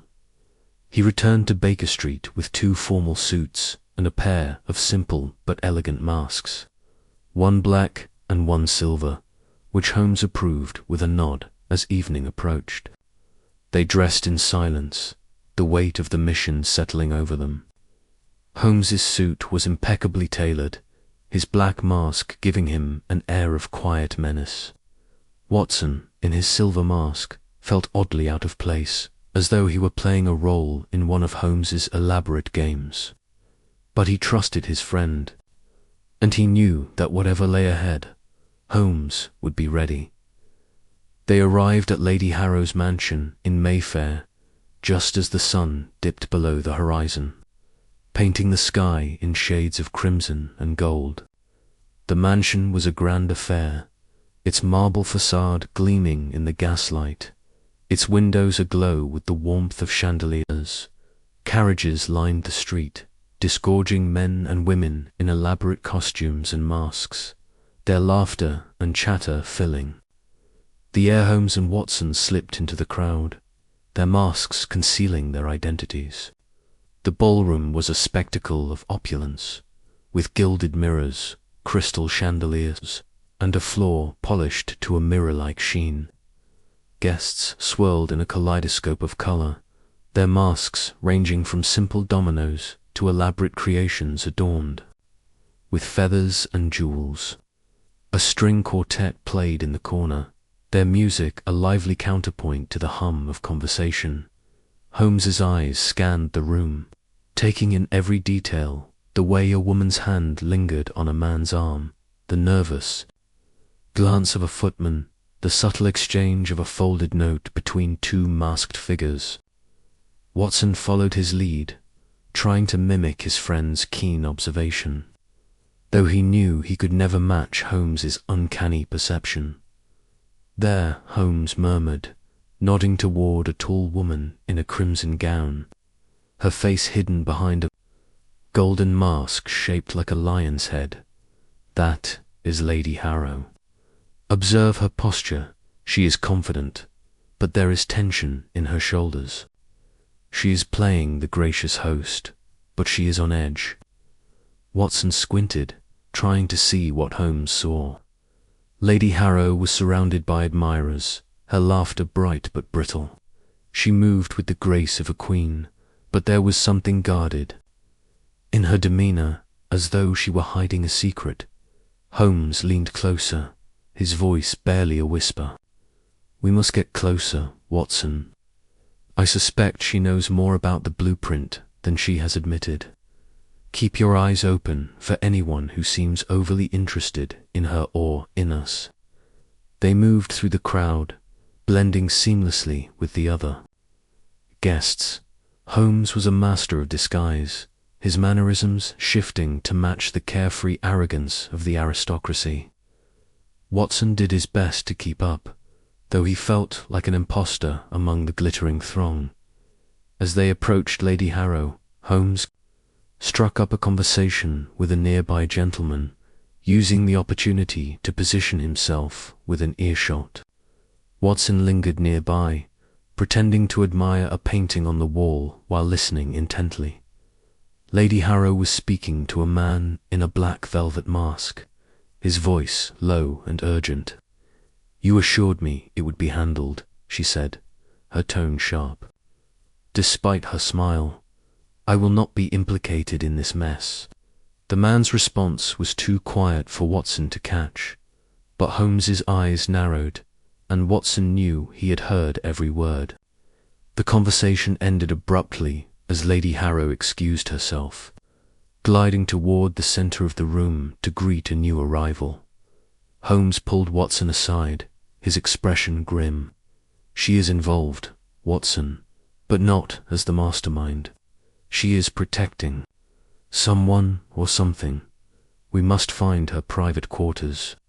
If she is hiding anything, it will be there." They slipped away from the ballroom, navigating a maze of corridors lined with portraits and tapestries. Holmes's instincts led them to a locked door at the end of a secluded hallway. He produced his lockpicks once more, and within moments, they were inside. The room was a study, its walls lined with bookshelves and its desk cluttered with papers. A large safe stood in one corner, its door slightly ajar. Holmes crossed to it, his fingers brushing the handle as he examined the contents. Inside were several sketches, their intricate lines and annotations eerily similar to Thorne's blueprint. "Holmes," Watson whispered, his heart racing. "Is that—" "Not the original," Holmes said, his voice tight, "but close enough to suggest she has seen it. These are copies, likely made to deceive a buyer. Lady Harrow is deeper in this than I suspected." Before they could investigate further, a floorboard creaked outside the door. Holmes grabbed Watson's arm, pulling him behind a heavy curtain just as the door opened. A figure stepped inside, their silhouette framed by the light from the hallway. It was the man in the black velvet mask, and in his hand was a revolver. Holmes's hand tightened on Watson's arm, a silent command to stay still. The man crossed to the safe, his movements quick and precise. He rifled through the papers, muttering to himself in frustration. Then, with a curse, he turned and left. Slamming the door behind him, Holmes emerged from behind the curtain, his expression unreadable. "We are close, Watson," he said softly. "But the net is tightening, and we must move quickly. The blueprint is still out there, and someone is desperate to claim it." They left the study, slipping back into the ballroom unnoticed. The night was far from over, and Watson knew that the chase was only beginning. Holmes's mind was already racing ahead, piecing together the puzzle, and Watson could only hope they would find the answers before it was too late. Chapter 6. Lady Harrow's Masquerade. The gaslit streets of London gleamed with a damp sheen as Sherlock Holmes and Dr. John Watson stepped out of their handsome cab, its wheels clattering to a stop before the grand facade of Harrow House.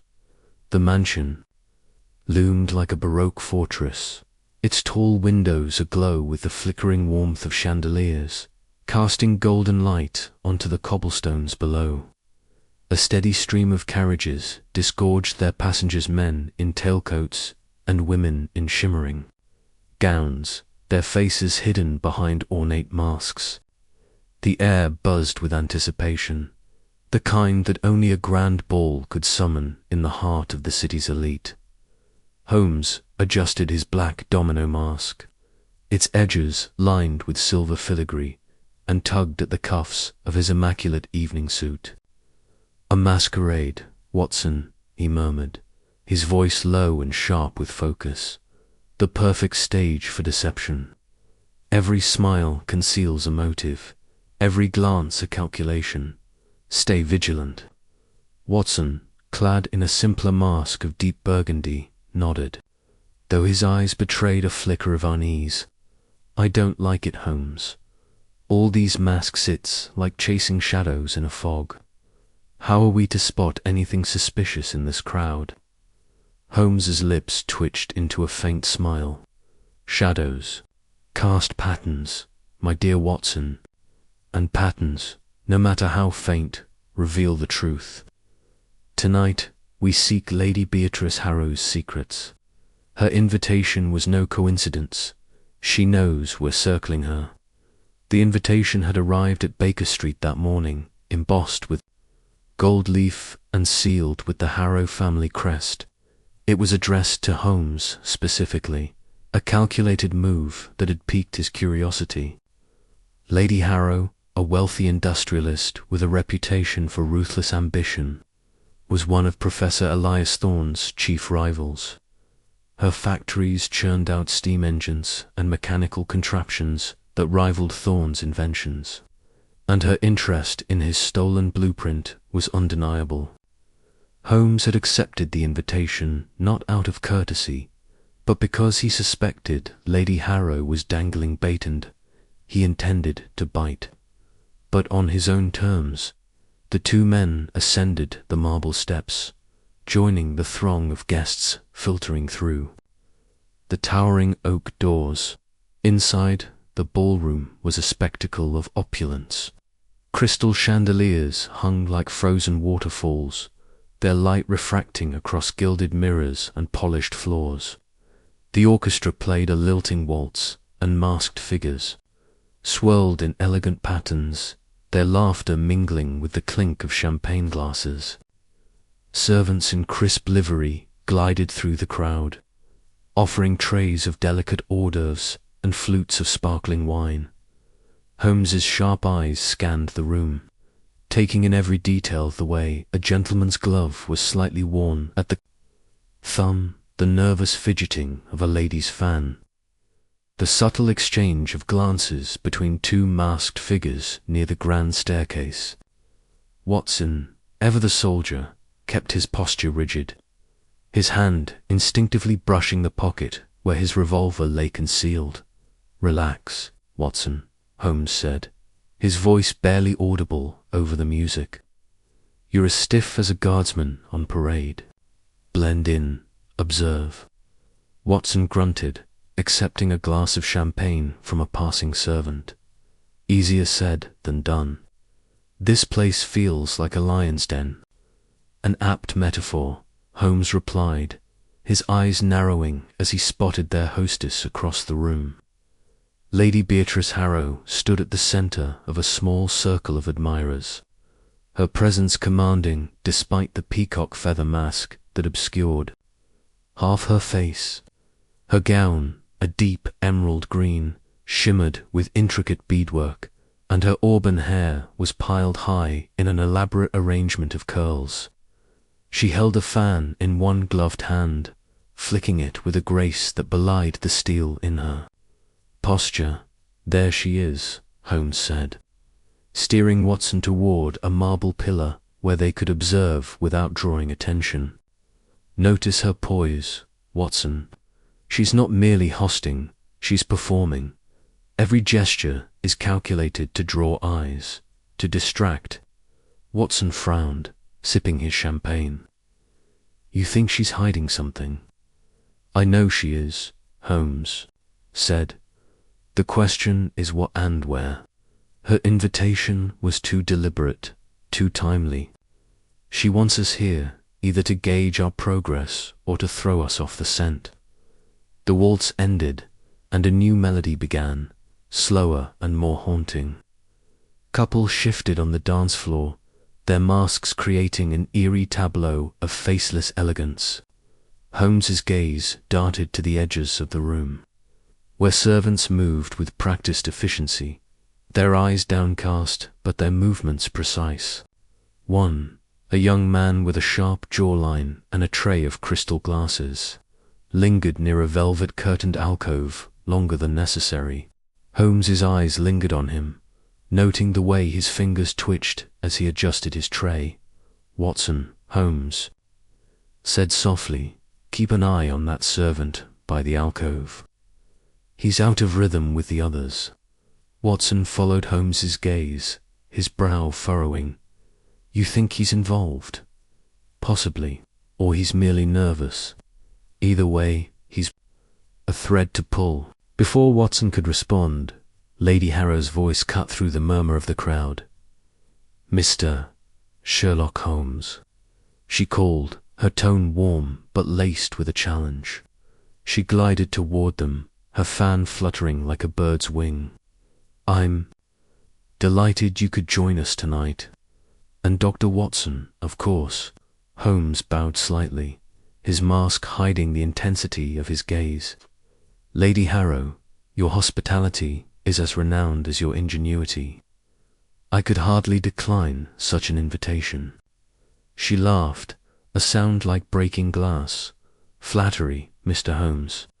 I expected something more incisive from you." She tilted her head, her eyes glinting behind her mask. "Tell me, what brings London's greatest detective to my humble ball? Surely not the promise of a waltz." Holmes's smile was razor-thin. "Curiosity, madame. I find your gatherings illuminating." Her fan snapped shut, and she gestured toward the dance floor. "Then let us illuminate you further. Will you honor me with a dance?" Watson's eyebrows shot up, but Holmes merely inclined his head. "It would be my pleasure." As Holmes followed Lady Harrow to the dance floor, Watson positioned himself near the alcove, keeping the nervous servant in his peripheral vision. The orchestra struck up a new waltz, and Holmes took Lady Harrow's hand, moving with a grace that surprised even Watson, but his eyes never stopped moving, scanning the room even as he spun her across the floor. "You're searching for something," Lady Harrow said, her voice low and teasing. "Or someone, tell me, Mr. Holmes, am I a suspect in your little mystery?" Holmes's expression remained impassive. "Everyone is a suspect until proven otherwise, Lady Harrow. But I confess, your interest in Professor Thorne's work intrigues me." Her laughter was soft but sharp. "Thorne, a brilliant mind, but so careless. His blueprints are the talk of London's inventors, you know. Such a pity one went missing." "Indeed," Holmes said, his tone neutral. "A pity for some, an opportunity for others." Her grip on his hand tightened slightly, but her smile never wavered. "You're bold, Mr. Holmes, but boldness without evidence is merely bluster." The waltz ended, and she stepped back, curtsying with a flourish. "Enjoy the evening, Mr. Holmes. I'm sure you'll find something to occupy you." Holmes returned to Watson's side, his expression unreadable. "She's toying with us," he said quietly. "She knows more than she lets on, but she's too clever to reveal it outright. We need to explore the house." Watson glanced around, wary of the masked guests. "How? This place is crawling with her people. Precisely why we must move now, while the ball is in full swing. Follow me." Holmes led Watson through a side door, away from the ballroom's clamor. The corridor beyond was dimly lit, its walls lined with portraits of stern-faced Harrow ancestors. Their footsteps echoed on the polished floor as Holmes moved with purpose, his eyes scanning for any sign of a hidden passage or locked door. At the end of the corridor, a narrow staircase spiraled upward, its steps worn smooth by years of use. "Upstairs," Holmes whispered. "Her private quarters will be there. If she's hiding anything, it won't be in plain sight." They ascended the staircase, moving silently. At the top, a heavy oak door stood ajar, revealing a study lined with bookshelves and dominated by a massive mahogany desk. Holmes slipped inside, his fingers brushing the edge of a bookshelf as he examined the room. Watson stood guard at the door, his hand on his revolver. "Holmes," Watson hissed, "we're trespassing." "If we're caught, we won't be," Holmes said, his voice calm but firm. He tapped a section of the bookshelf, listening to the hollow thud that followed. Here, with a gentle push, the bookshelf swung inward, revealing a narrow passage. A faint draft carried the scent of oil and metal, hinting at machinery beyond. Holmes's eyes gleamed with triumph. "A secret room, Watson. Lady Harrow is full of surprises." They stepped into the passage, which descended into a small, windowless chamber. Gas lamps flickered on the walls, illuminating a cluttered workbench, covered with mechanical parts, gears, springs, and copper tubing. At the center of the bench lay a series of sketches, their lines precise and intricate, depicting a steam-powered automaton strikingly similar to Professor Thorne's design.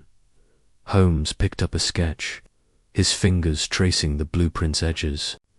"These are not Thorne's originals," he said, his voice low.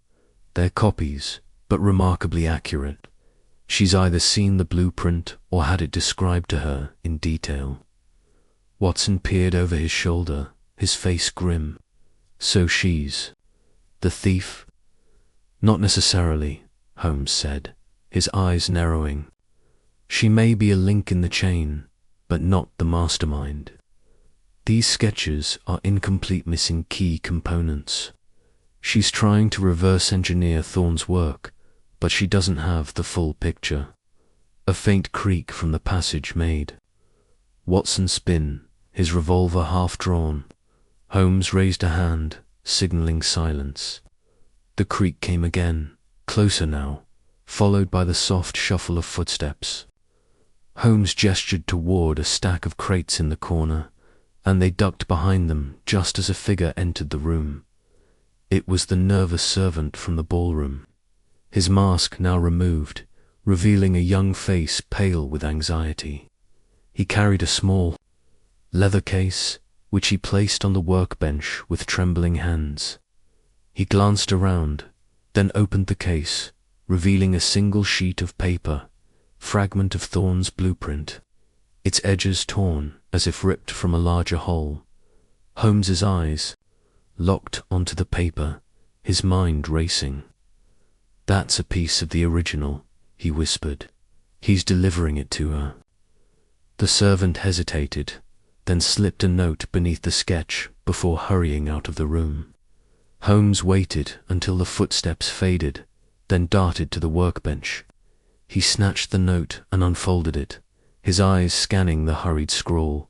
"The lion guards the prize," he read aloud, his voice barely a whisper. "A clue, Watson, and a dangerous one." Watson's brow furrowed. "The lion, what does it mean?" "I don't know yet," Holmes admitted, slipping the note and the blueprint fragment into his pocket. "But it's a thread we must follow. Lady Harrow is involved, but she's not working alone. Someone else is pulling the strings." They slipped back through the passage, returning to the study just as the distant strains of the orchestra swelled. The ball was still in full swing, oblivious to the secrets hidden within the mansion's walls.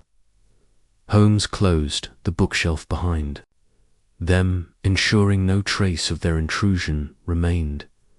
As they descended the staircase, Watson's face was grim. "What now, Holmes?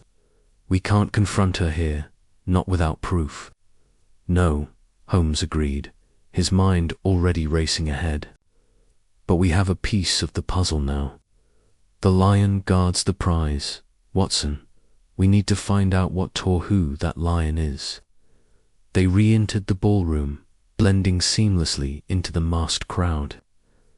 Lady Harrow stood near the grand staircase, her fan fluttering as she laughed with a group of guests.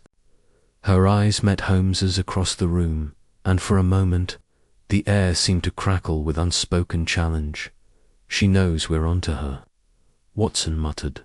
"Let her," Holmes said, his voice cold. "The game is afoot, Watson, and I intend to win." The night wore on, the music and laughter a stark contrast to the tension coiling within Holmes. He knew they were closer than they had ever been to unraveling the mystery of the missing blueprint. But the cryptic clue, the torn fragment, and Lady Harrow's calculated charm only deepened the enigma. As they stepped back into the foggy London night, Holmes's mind was already turning to the next move, the next thread to pull in the intricate web of deception that surrounded Professor Thorne's stolen invention. Chapter 7. The lion's den. The fog clung to London like a heavy cloak, its damp tendrils seeping into the cracks of cobblestones and curling around the gas lamps that flickered weakly against the night. Sherlock Holmes and Dr. John Watson moved swiftly through the streets, their footsteps muffled by the thick mist. The cryptic clue, provided by Victor Crane, "The lion guards the prize," burned in Holmes's mind, a singular beacon in the labyrinth of deceit they had been navigating since Professor Elias Thorne's blueprint vanished. The British Museum, with its grand columns and silent statues, loomed as their destination, a place where history whispered secrets to those who knew how to listen. Holmes's sharp eyes scanned the shadows as they approached the museum's imposing facade. The building was closed to the public at this hour, its great doors barred, but Holmes had little respect for such obstacles when the truth was at stake. Watson, ever the loyal companion, kept pace, his revolver tucked discreetly beneath his coat. The weight of their pursuit pressed upon them. The stolen blueprint for Thorne's steam-powered automaton was more than a mere invention. It was a potential instrument of power, capable of reshaping industries or, in the wrong hands, waging destruction. "Holmes," Watson murmured, his breath visible in the chill air, "are you certain this is the place? Crane's clue could be a misdirection. He's hardly proven trustworthy." Holmes's lips twitched into the faintest of smiles, though his eyes remained fixed on the museum's entrance. "Crane is a man of limited imagination, Watson. His betrayal was born of desperation, not cunning. The clue is genuine, though he may not fully grasp its significance.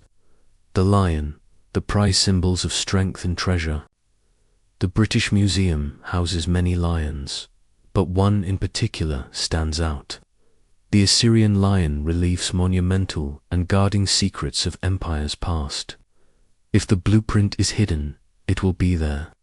Watson nodded, trusting Holmes's reasoning despite the unease gnawing at him. The museum's silence was oppressive, broken only by the distant clatter of a hansom cab and the occasional cry of a night bird. Holmes led the way to a side entrance, a narrow door used by staff and obscured by ivy. Producing a small set of lockpicks from his pocket, he set to work with the precision of a surgeon. The lock yielded in moments, and the door creaked open, revealing a darkened corridor. Inside, the air was heavy with the scent of polished wood and ancient stone. Holmes moved with purpose, his long coat trailing behind him like a shadow. Watson followed, his eyes adjusting to the dim light provided by a small lantern Holmes had procured from his seemingly endless array of tools. They navigated through galleries filled with artifacts, Egyptian sarcophagi, Greek vases, Roman coins, all silent witnesses to their intrusion. The Assyrian gallery was their target, a vast hall where colossal statues of winged lions and human-headed bulls stood sentinel. The gallery was a cavern of shadows, the lamplight casting eerie shapes across the stone figures. Holmes paused before a massive lion relief, its carved features fierce and eternal. The creature's eyes seemed to follow them, its jaws frozen in a silent roar. Holmes ran his fingers along the edges of the relief, his touch methodical, searching for irregularities. Watson stood guard, his senses alert for any sign of pursuit. The memory of the masked figure escaping into the fog during their midnight stakeout lingered in his mind.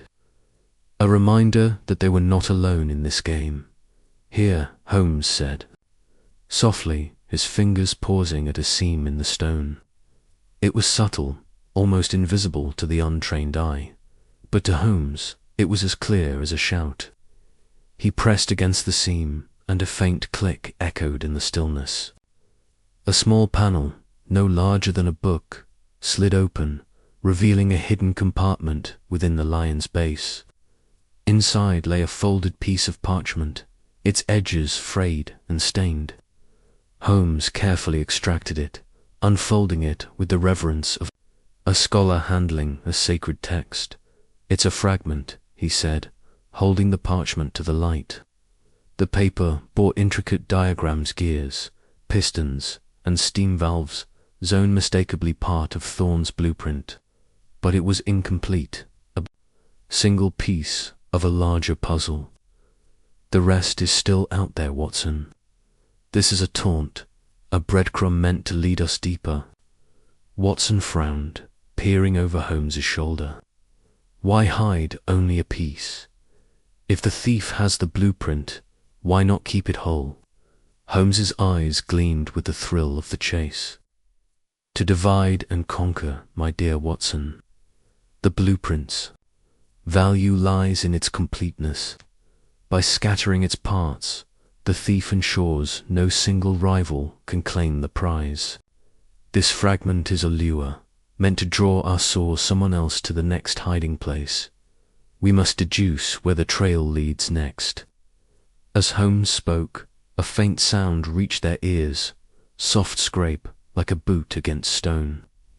Watson's hand went to his revolver, his body tensing. Holmes raised a hand, signaling silence, and extinguished the lantern. The gallery plunged into darkness, save for the faint moonlight filtering through high windows. The scrape came again, closer now, from the direction of the gallery's entrance. Holmes motioned for Watson to follow, and they slipped behind a nearby statue, a towering bull with wings that cast a jagged shadow. From their vantage point, they watched as a figure emerged from the darkness. The man was tall, cloaked in black, his face obscured by a scarf. He moved with purpose, his own lantern casting a weak glow as he approached the lion relief. He knelt, his hands searching the same seam Holmes had discovered moments before. Watson leaned close, his whisper barely audible. "He's after the fragment, shall we take him?" Holmes shook his head, his eyes fixed on the figure. "Patience, Watson. Let him reveal his intent. He may lead us to the others." The man cursed softly as he found the compartment empty, his hands fumbling in. Frustration? He stood, scanning the gallery, and for a moment his lantern's light swept dangerously close to their hiding place. Holmes and Watson remained still, their breaths shallow.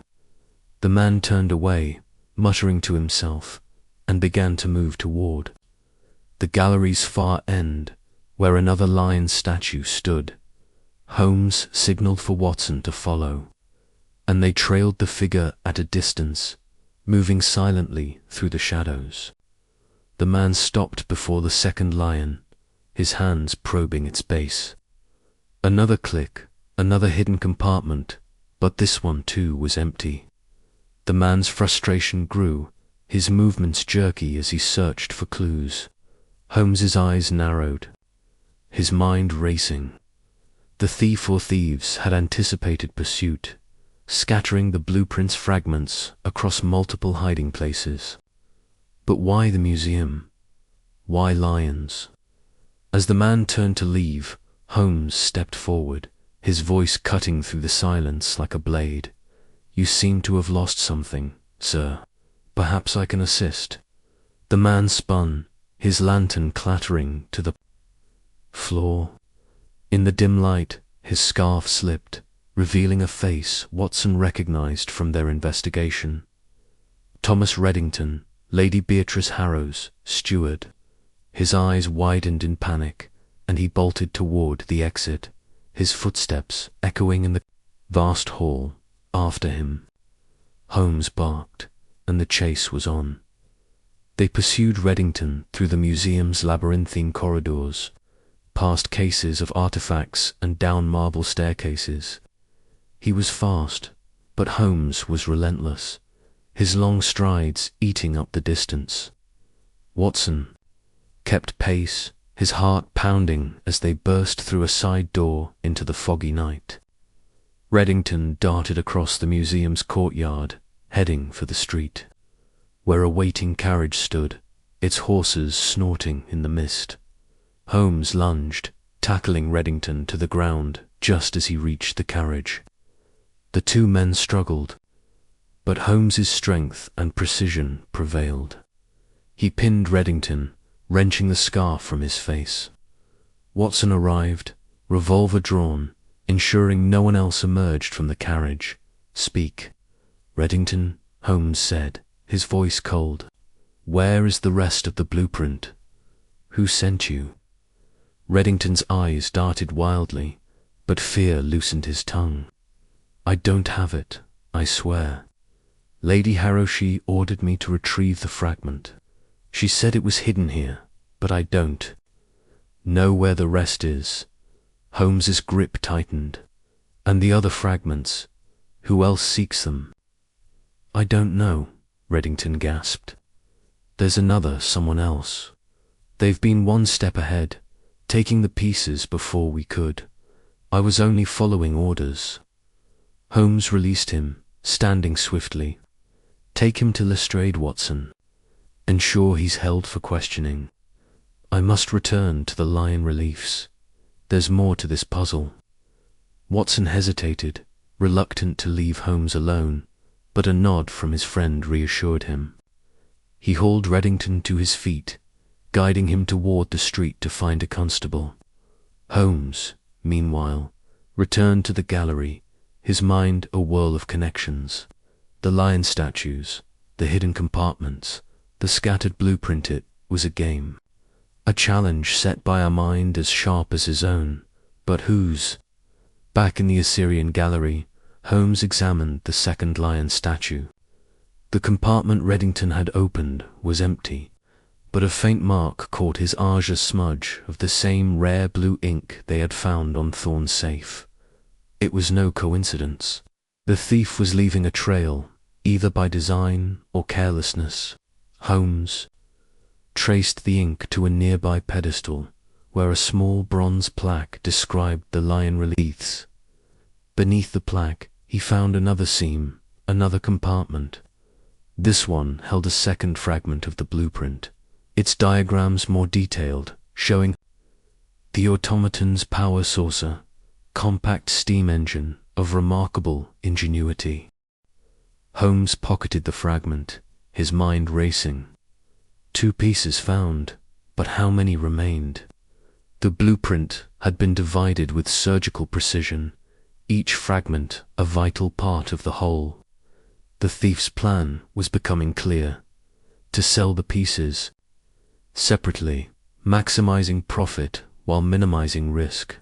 But the involvement of Lady Harrow, Victor Crane, and now this mysterious third party suggested a deeper conspiracy.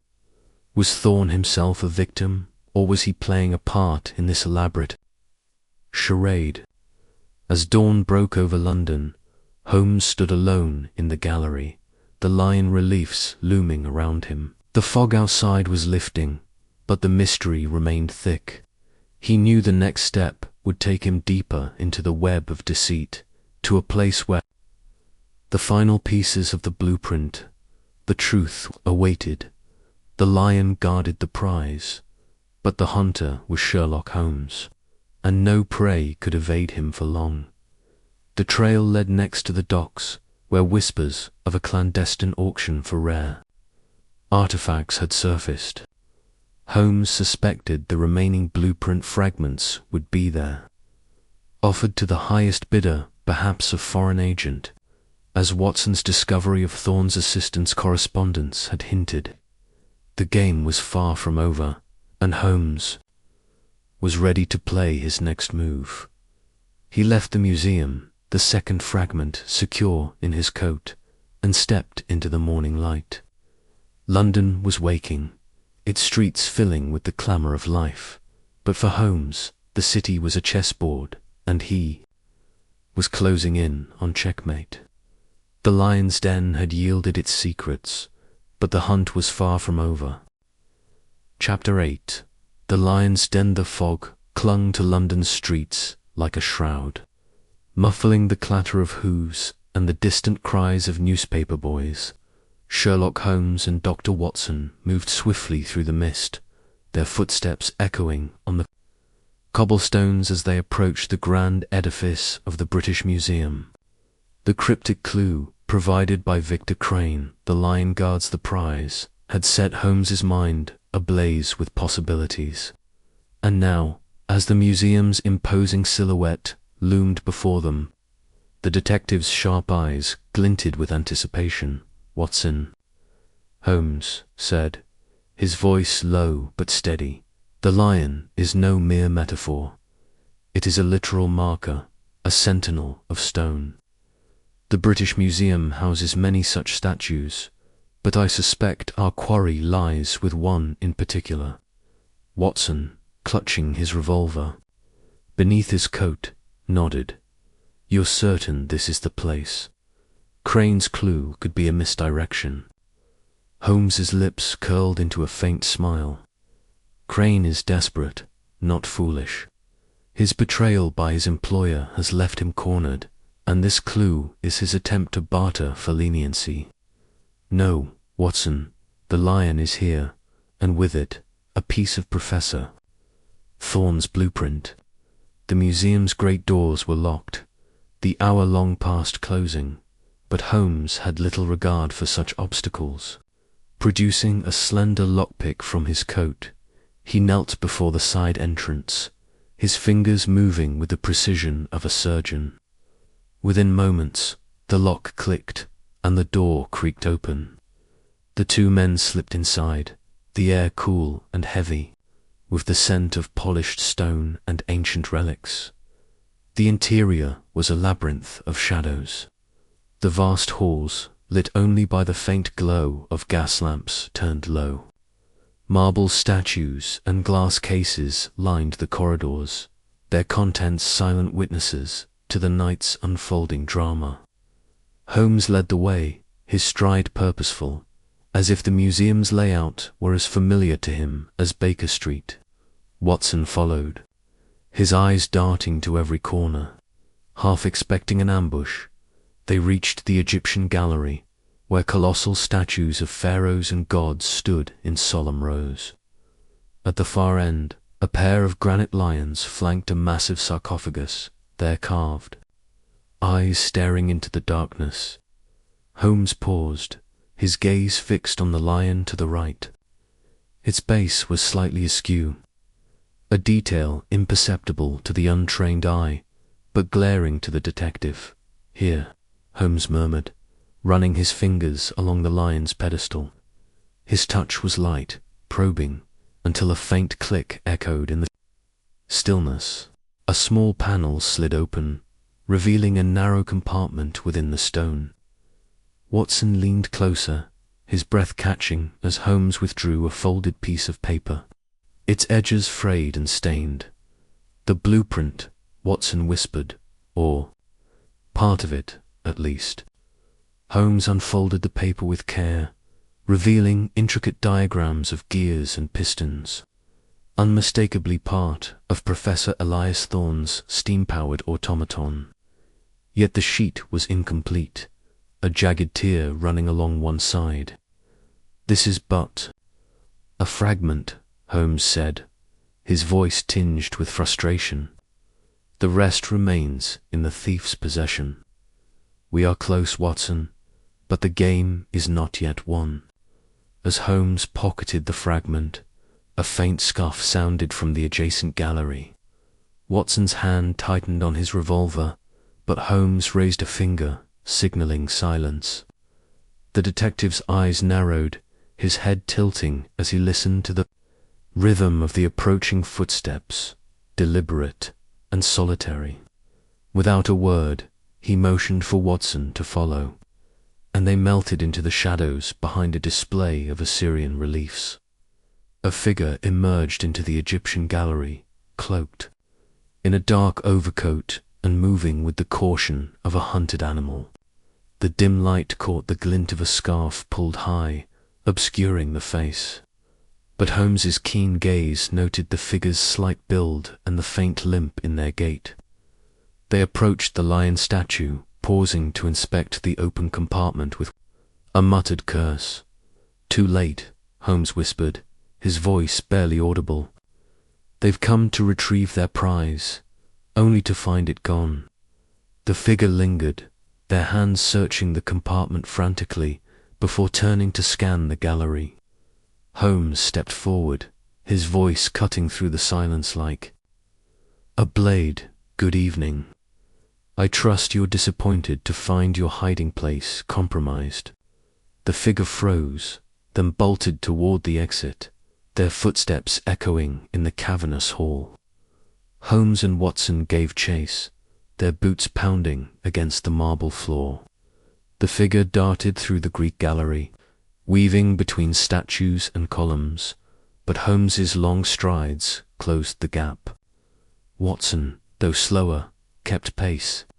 His revolver at the ready, the chase led them to the museum's central courtyard, where the fog had seeped through an open skylight, cloaking the space in a ghostly haze. The figure stumbled, their limp betraying them, and Holmes seized the moment, tackling them to the ground. The scarf fell away, revealing a young man with sharp features and a look of defiance. Watson recognized him at once. Thomas Reddington, Professor Thorne's assistant. "Reddington," Watson exclaimed, his revolver still trained on the man. "You're behind this." Reddington struggled beneath Holmes's grip, but the detective's hold was unyielding. "You have much to explain, Mr. Reddington," Holmes said, his tone icy. "The blueprint fragment, the lion statue, the theft, how deep does your treachery run?" Reddington's eyes darted between Holmes and Watson, his defiance giving way to resignation. "I didn't mean for it to go this far," he muttered. "It was supposed to be simpler, quick sale, a new life. But they kept pushing, demanding more." "Who?" Holmes pressed, his grip tightening. "Who hired you?" Reddington hesitated, his gaze flickering toward the shadows. "I don't know their names. Foreigners with deep pockets. They wanted the automaton for their own purposes, military, I think. I was just a middleman." Holmes's expression darkened. "And the rest of the blueprint, where is it?" Reddington's lips tightened, but before he could answer, a sharp crack split the air. Watson spun, his revolver raised, as a second figure emerged from the foga. Tall man in a hooded cloak, holding a pistol. "Drop it, Doctor," the man growled, his accent thick and unfamiliar. "Or your friend dies." Watson hesitated, his heart pounding, but Holmes's voice remained calm. "Lower your weapon, Watson. We are not yet outmaneuvered." Reluctantly, Watson complied, his revolver clattering to the floor. The hooded man gestured to Reddington. "Get up, we're leaving." Reddington scrambled to his feet, but Holmes's hand shot out, seizing the assistant's wrist. "Not so fast," the detective said. "You've led us this far, Reddington. You'll lead us to the rest of the blueprint, or you'll face the consequences of your betrayal." The hooded man laughed. a harsh sound that echoed in the courtyard. "You think you can dictate terms, Mr. Holmes? You're meddling in affairs beyond your understanding." Holmes's eyes gleamed with cold determination. "On the contrary, I understand perfectly. You are agents of a foreign power, seeking to exploit Professor Thorne's invention for your own ends. But you've underestimated the resolve of those who stand against you." The standoff stretched taut, the fog swirling around them like a living thing. Watson's mind raced, searching for an opening, but the hooded man's pistol remained steady. Then, from the shadows, a new sound emerged, low, rhythmic tapping, like the beat of a cane on stone. The hooded man's head snapped toward the noise, his grip on the pistol wavering. Holmes seized the moment, lunging forward and disarming the man with a swift twist of his wrist. The pistol skidded across the floor, and Watson dove for his own revolver, training it on the hooded man as Holmes restrained Reddington. The tapping grew louder, and a figure emerged from the fog, an elderly man with a silver-tipped cane, his face obscured by a wide-brimmed hat. "Well done, Holmes," the man said, his voice rich with authority. "I see you've found our wayward assistant." Watson blinked, recognizing the voice. "Inspector Lestrade?" The man tipped his hat, revealing the familiar features of the Scotland Yard inspector. "At your service, Doctor. We've been tracking this lot for weeks, thanks to Holmes's tip about the blueprint. Seems we've caught them red-handed."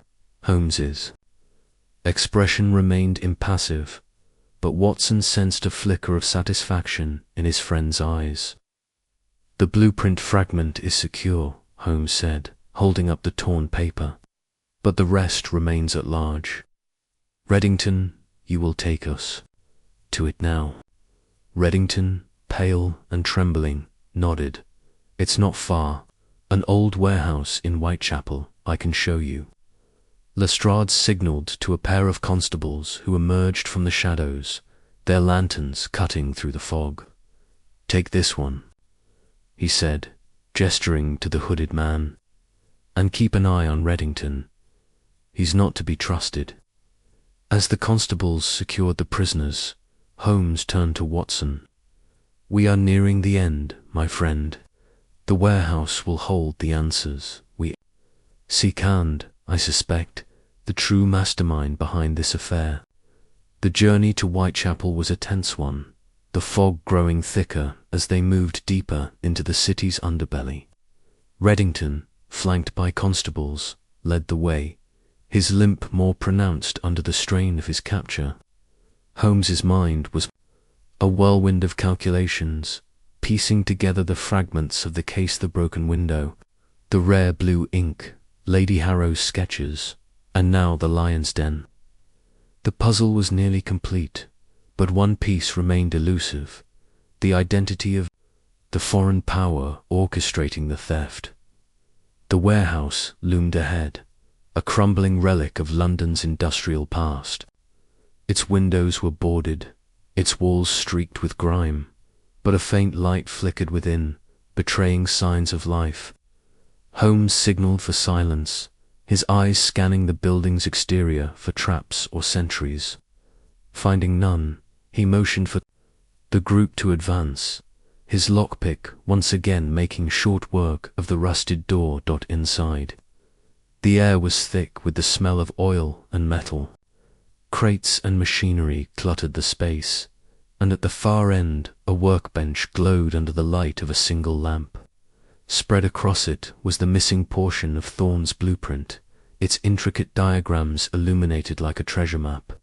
Beside it stood a half-constructed automaton, its brass limbs gleaming with potential. Watson's breath caught at the sight. "They've been building it," he whispered, "right under our noses."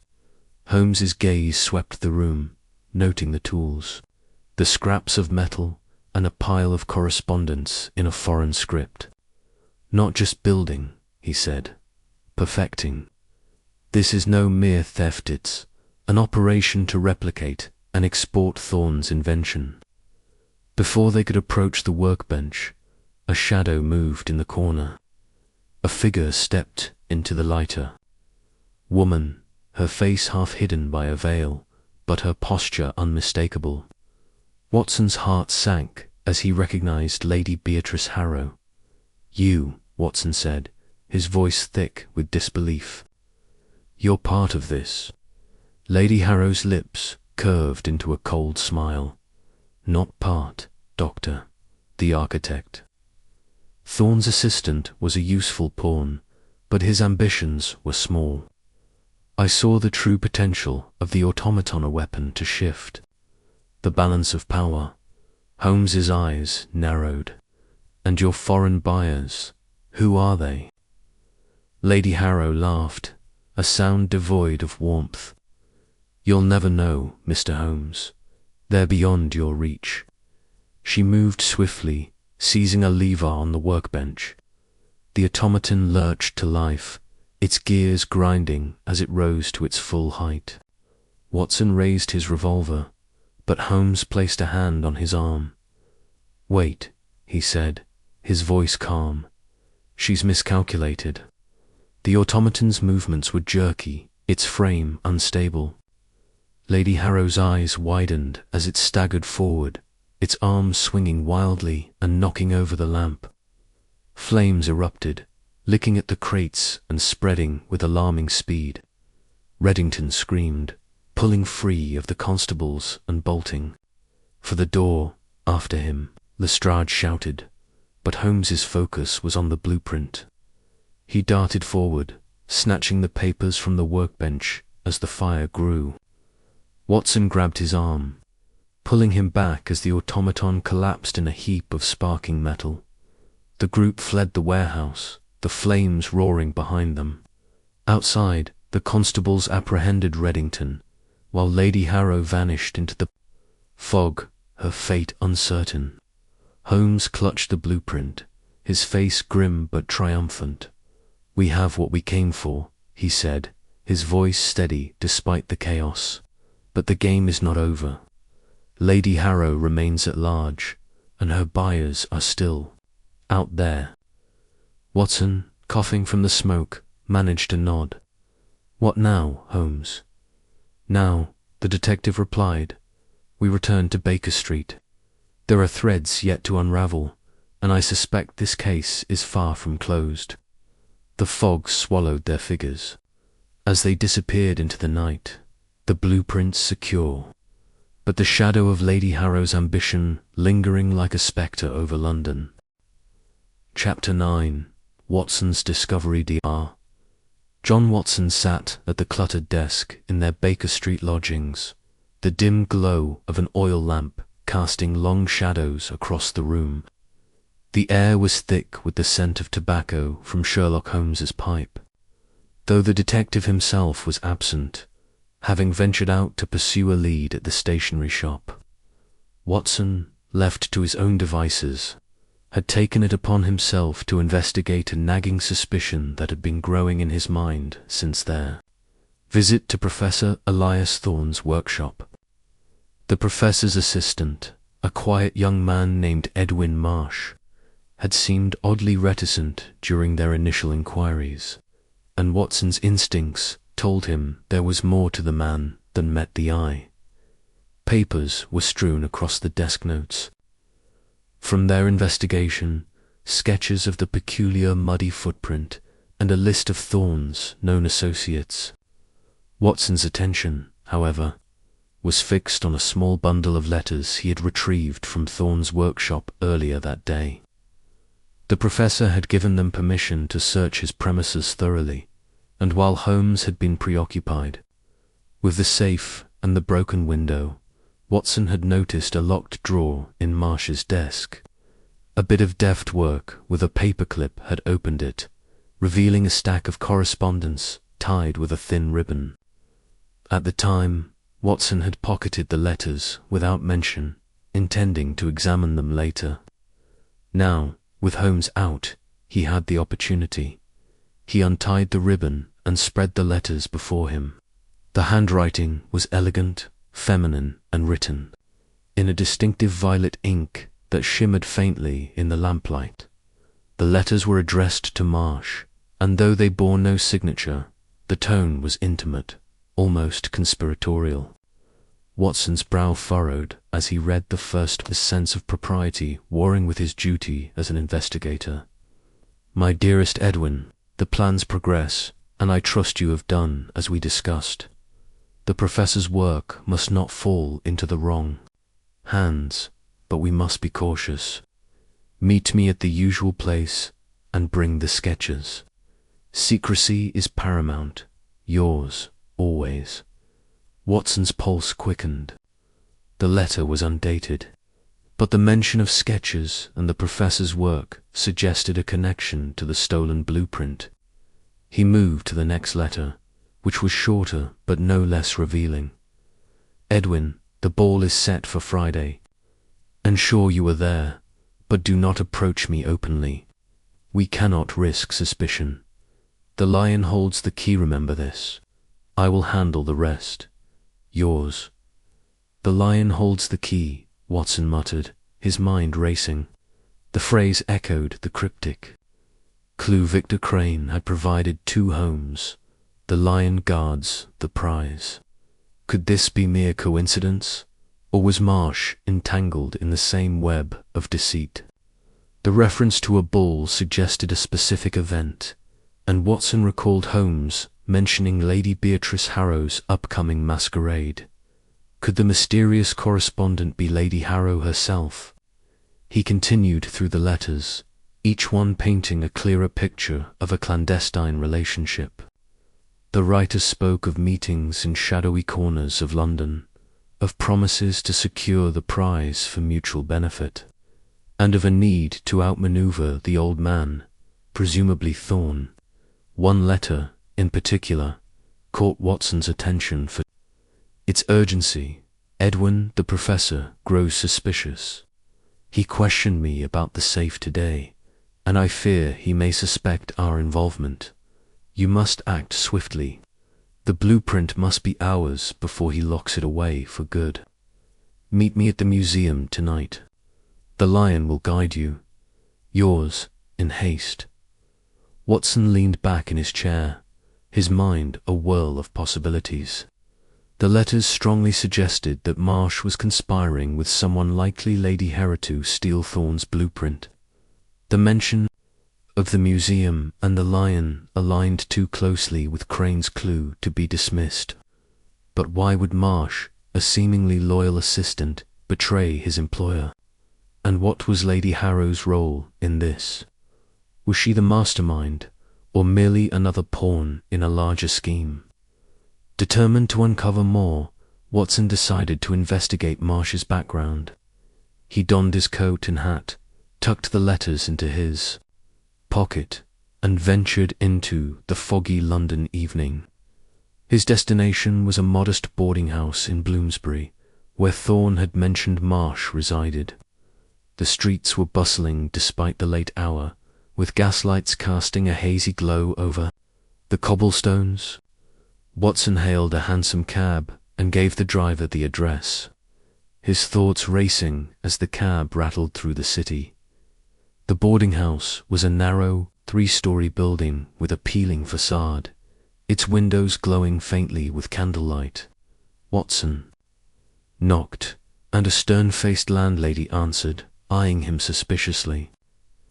"I'm here to inquire about one of your tenants, Mr. Edwin Marsh," Watson said, adopting the authoritative tone he'd learned from years of association with Holmes.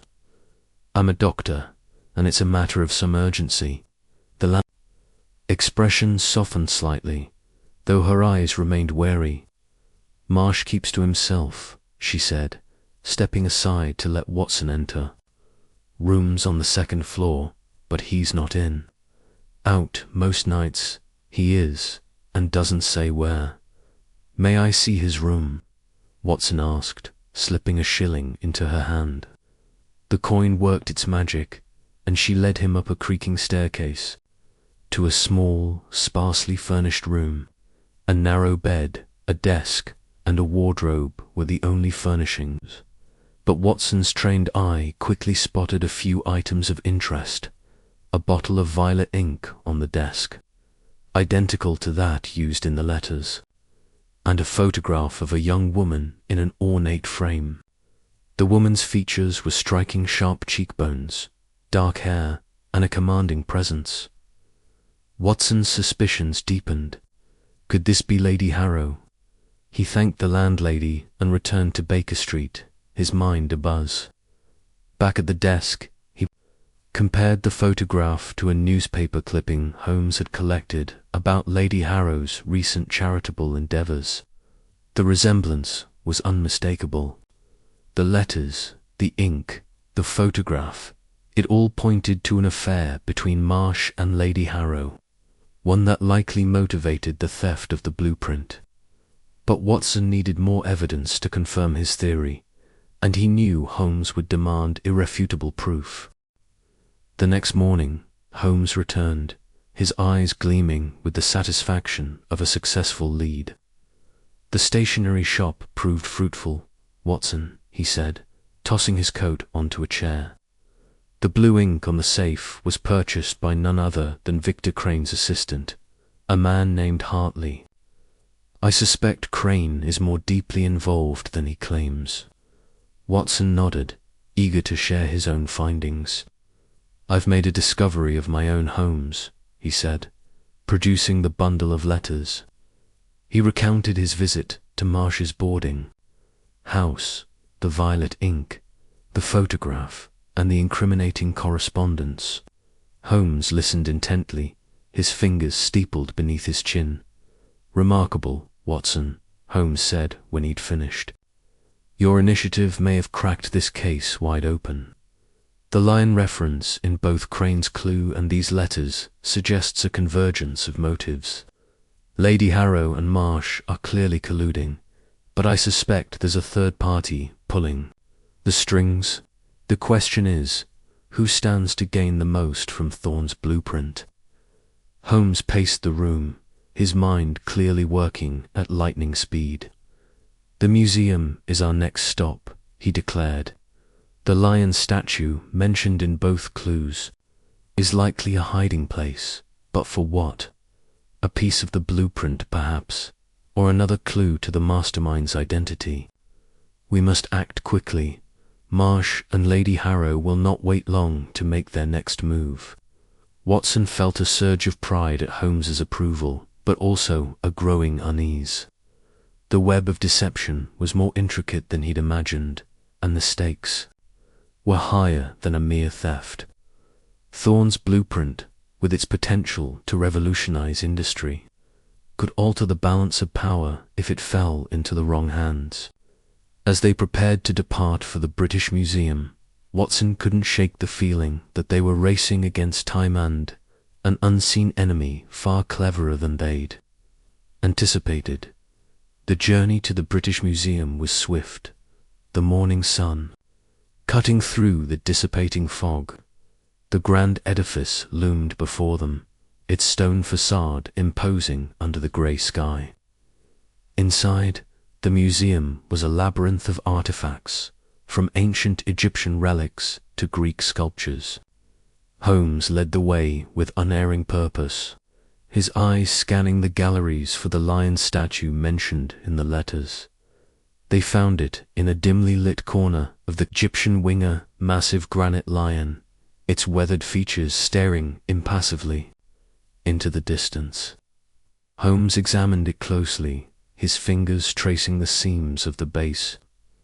"There," he murmured, pointing to a faint crack that suggested a hidden compartment. With a deft movement, he pressed a concealed mechanism, and a small panel slid open, revealing a folded piece of paper. Watson held his breath as Holmes unfolded it. It was a fragment of a blueprint, unmistakably part of Thorne's design for the steam-powered automaton. But it was incomplete, a single piece of a larger puzzle. "The rest must still be with the thief," Holmes said, his voice low. "This confirms the lion's significance, but we're not yet at the heart of the matter. As they left the museum, Watson's thoughts returned to Marsh. The assistant's betrayal was now undeniable, but his motives remained unclear. Was he driven by love for Lady Harrow, greed for the blueprint's value, or something else entirely? And who was the mysterious third party Crane had mentioned? The answers lay somewhere in the fog-shrouded streets of London, and Watson knew they would need all their wits to unravel the truth. Back at Baker Street, Holmes and Watson devised a plan. The letters suggested Lady Harrow's ball was a key event, likely where Marsh intended to pass the blueprint to his conspirator. Holmes proposed they attend the ball in disguise, using the opportunity to observe both Marsh and Lady Harrow. Watson, though uneasy about the prospect of infiltrating such a high society event, agreed.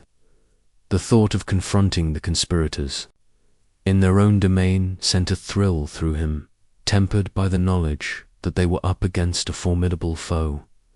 The day of the ball arrived, and Watson found himself dressed in an unfamiliar suit, his face partially obscured by a domino mask. Holmes, ever the master of disguise, had transformed himself into a foreign dignitary, complete with a convincing accent and a waxed moustache. The Harrow mansion was a blaze of light and music, its grand ballroom filled with London's elite. Watson scanned the crowd, his eyes lingering on Lady Harrow, resplendent in a crimson gown, and Marsh, who hovered nervously at the edge of the room. Holmes, moving with the grace of a seasoned actor, engaged Lady Harrow in conversation, probing subtly for any sign of guilt. Watson, meanwhile, kept watch on Marsh, noting the man's frequent glances toward a side door. When Marsh slipped away, Watson followed, his heart pounding. The door led to a darkened corridor, where he overheard a hushed conversation. "The blueprint is safe," Marsh whispered to a shadowed figure, "but we must move quickly. The professor suspects me, and Holmes is sniffing around." The figure replied, their voice muffled but distinctly male. "You've done well, Edwin. Deliver it to the museum tomorrow night, and our buyer will take it from there. The lion will guard it until then." Watson's blood ran cold. The plan was coming to a head, and they had only hours to act. He retreated to the ballroom, signaling Holmes with a subtle nod. They left the ball under the pretense of an urgent summons, their minds racing with the new information. The museum, the lion, the blueprinted, all converged on a single moment. The following night, Holmes and Watson returned to the British Museum, this time prepared for a confrontation. They hid in the shadows of the Egyptian wing, watching as Marsh approached the lion statue. He carried a small package, undoubtedly the rest of the blueprint. Before he could place it in the compartment, Holmes stepped forward, his voice cutting through the silence. "Mr. Marsh," he said, "I believe you have something that belongs to Professor Thorne." Marsh froze, his face pale. "Holmes," he stammered, I can explain." "There's no need," Holmes replied, his eyes cold. "Your letters to Lady Harrow have already told us everything. But I'm curious, who is your buyer? Who stands to gain from this treachery?" Before Marsh could answer, a figure emerged from the darkness, man Watson recognized as Victor Crane. "You've meddled too far." "Holmes," Crane snarled, brandishing a pistol. "The blueprint is mine, and you won't stop me." What followed was a blur of action. Watson tackled Crane, sending the pistol skittering across the floor. Holmes secured Marsh, binding his hands with a cord from his pocket. The struggle was brief but intense, and when it was over, the blueprint was safely in Holmes's possession. Crane, it turned out, had been working with Marsh, using Lady Harrow as a distraction to cover their tracks. The true mastermind, however, remained elusive, a foreign agent who had slipped through their fingers as they handed Marsh and Crane over to the authorities. Watson felt a mix of triumph and frustration. The blueprint was safe, but the shadowy figure behind the plot had escaped. Holmes, however, seemed unperturbed. "We've thwarted their plan, Watson," he said, lighting his pipe. "The game is not over, but for now, Professor Thorne's invention is secure." Back at Baker Street, Watson penned his account of the adventure, his hand steady despite the late hour. The letters, the lion, the blueprint hit, had all come together in a way he hadn't anticipated. As he wrote, he couldn't help but marvel at Holmes's brilliance, and at his own small but crucial role in unraveling the mystery. The case of the missing inventor's blueprint was far from closed, but for now, justice had prevailed. Chapter 10. The trap is set. The gas lamps of London flickered in the early evening mist, casting long shadows across the cobblestones of Baker Street.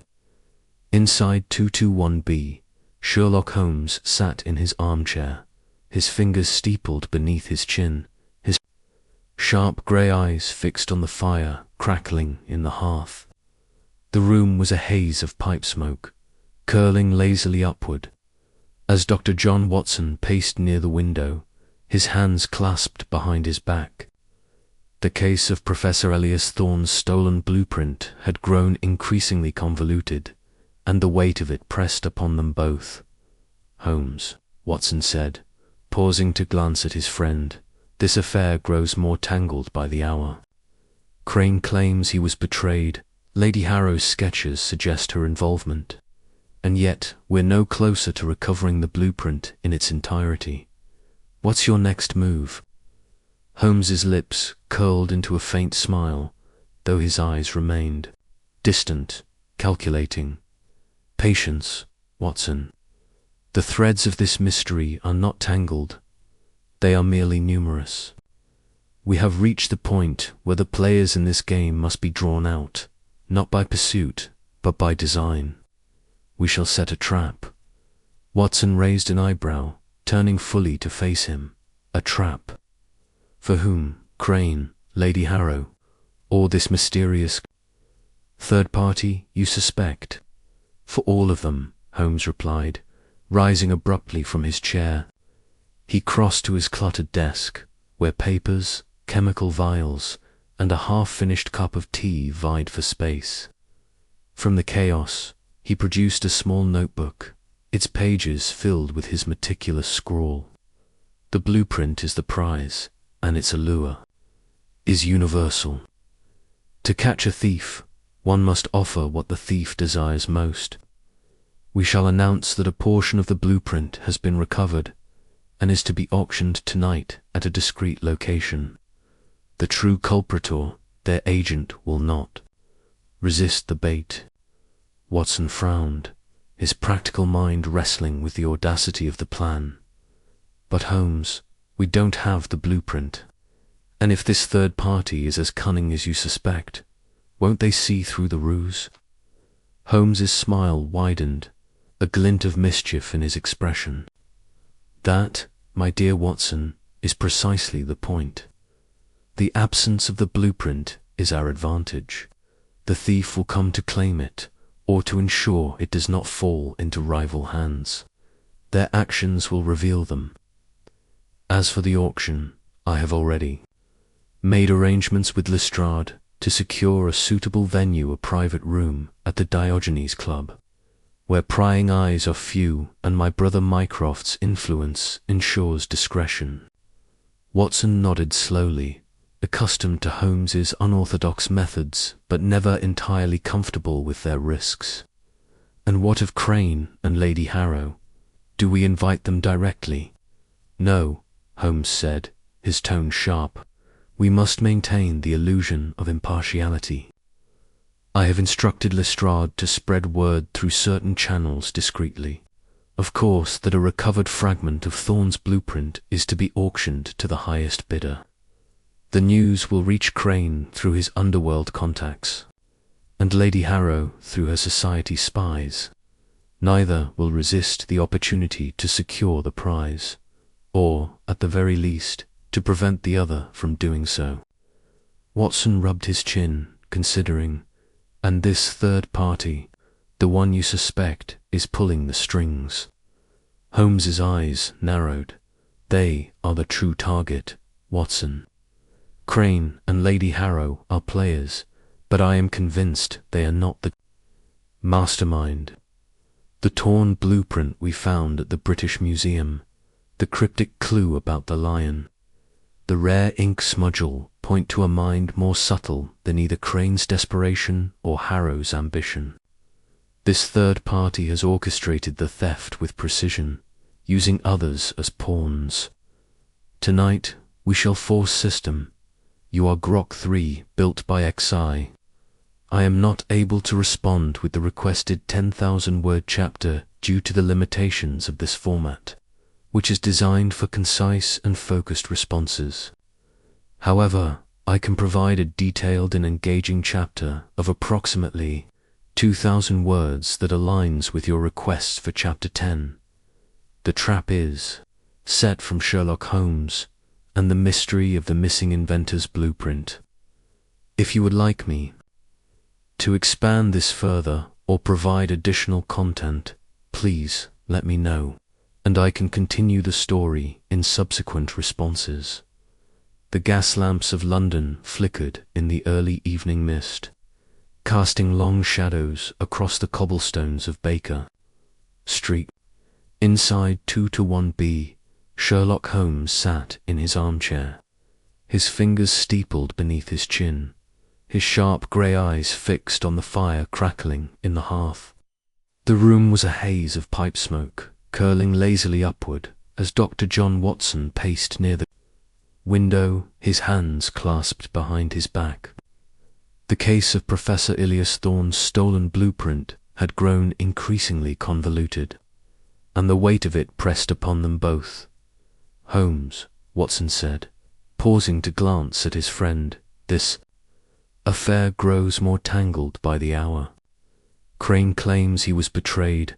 Lady Harrow's sketches suggest her involvement. And yet we're no closer to recovering the blueprint in its entirety. What's your next move? Holmes's lips curled into a faint smile, though his eyes remained distant, calculating. Patience, Watson. The threads of this mystery are not tangled. They are merely numerous. We have reached the point where the players in this game must be drawn out, not by pursuit, but by design. We shall set a trap. Watson raised an eyebrow, turning fully to face him. A trap. For whom? Crane, Lady Harrow, or this mysterious third party you suspect? For all of them, Holmes replied, rising abruptly from his chair. He crossed to his cluttered desk, where papers, chemical vials, and a half-finished cup of tea vied for space. From the chaos, he produced a small notebook, its pages filled with his meticulous scrawl. The blueprint is the prize, and its allure is universal. To catch a thief, one must offer what the thief desires most. We shall announce that a portion of the blueprint has been recovered and is to be auctioned tonight at a discreet location. The true culprator, their agent, will not resist the bait. Watson frowned, his practical mind wrestling with the audacity of the plan. But Holmes, we don't have the blueprint. And if this third party is as cunning as you suspect, won't they see through the ruse? Holmes's smile widened, a glint of mischief in his expression. That, my dear Watson, is precisely the point. The absence of the blueprint is our advantage. The thief will come to claim it, or to ensure it does not fall into rival hands. Their actions will reveal them. As for the auction, I have already made arrangements with Lestrade to secure a suitable venue, a private room at the Diogenes Club. where prying eyes are few and my brother Mycroft's influence ensures discretion. Watson nodded slowly, accustomed to Holmes's unorthodox methods but never entirely comfortable with their risks. And what of Crane and Lady Harrow? Do we invite them directly? No, Holmes said, his tone sharp. We must maintain the illusion of impartiality. I have instructed Lestrade to spread word through certain channels discreetly. Of course that a recovered fragment of Thorne's blueprint is to be auctioned to the highest bidder. The news will reach Crane through his underworld contacts, and Lady Harrow through her society spies. Neither will resist the opportunity to secure the prize, or, at the very least, to prevent the other from doing so. Watson rubbed his chin, considering. And this third party, the one you suspect is pulling the strings. Holmes's eyes narrowed. They are the true target, Watson. Crane and Lady Harrow are players, but I am convinced they are not the mastermind. The torn blueprint we found at the British Museum, the cryptic clue about the lion, the rare ink smudge all point to a mind more subtle than either Crane's desperation or Harrow's ambition. This third party has orchestrated the theft with precision, using others as pawns. Tonight we shall force their hand.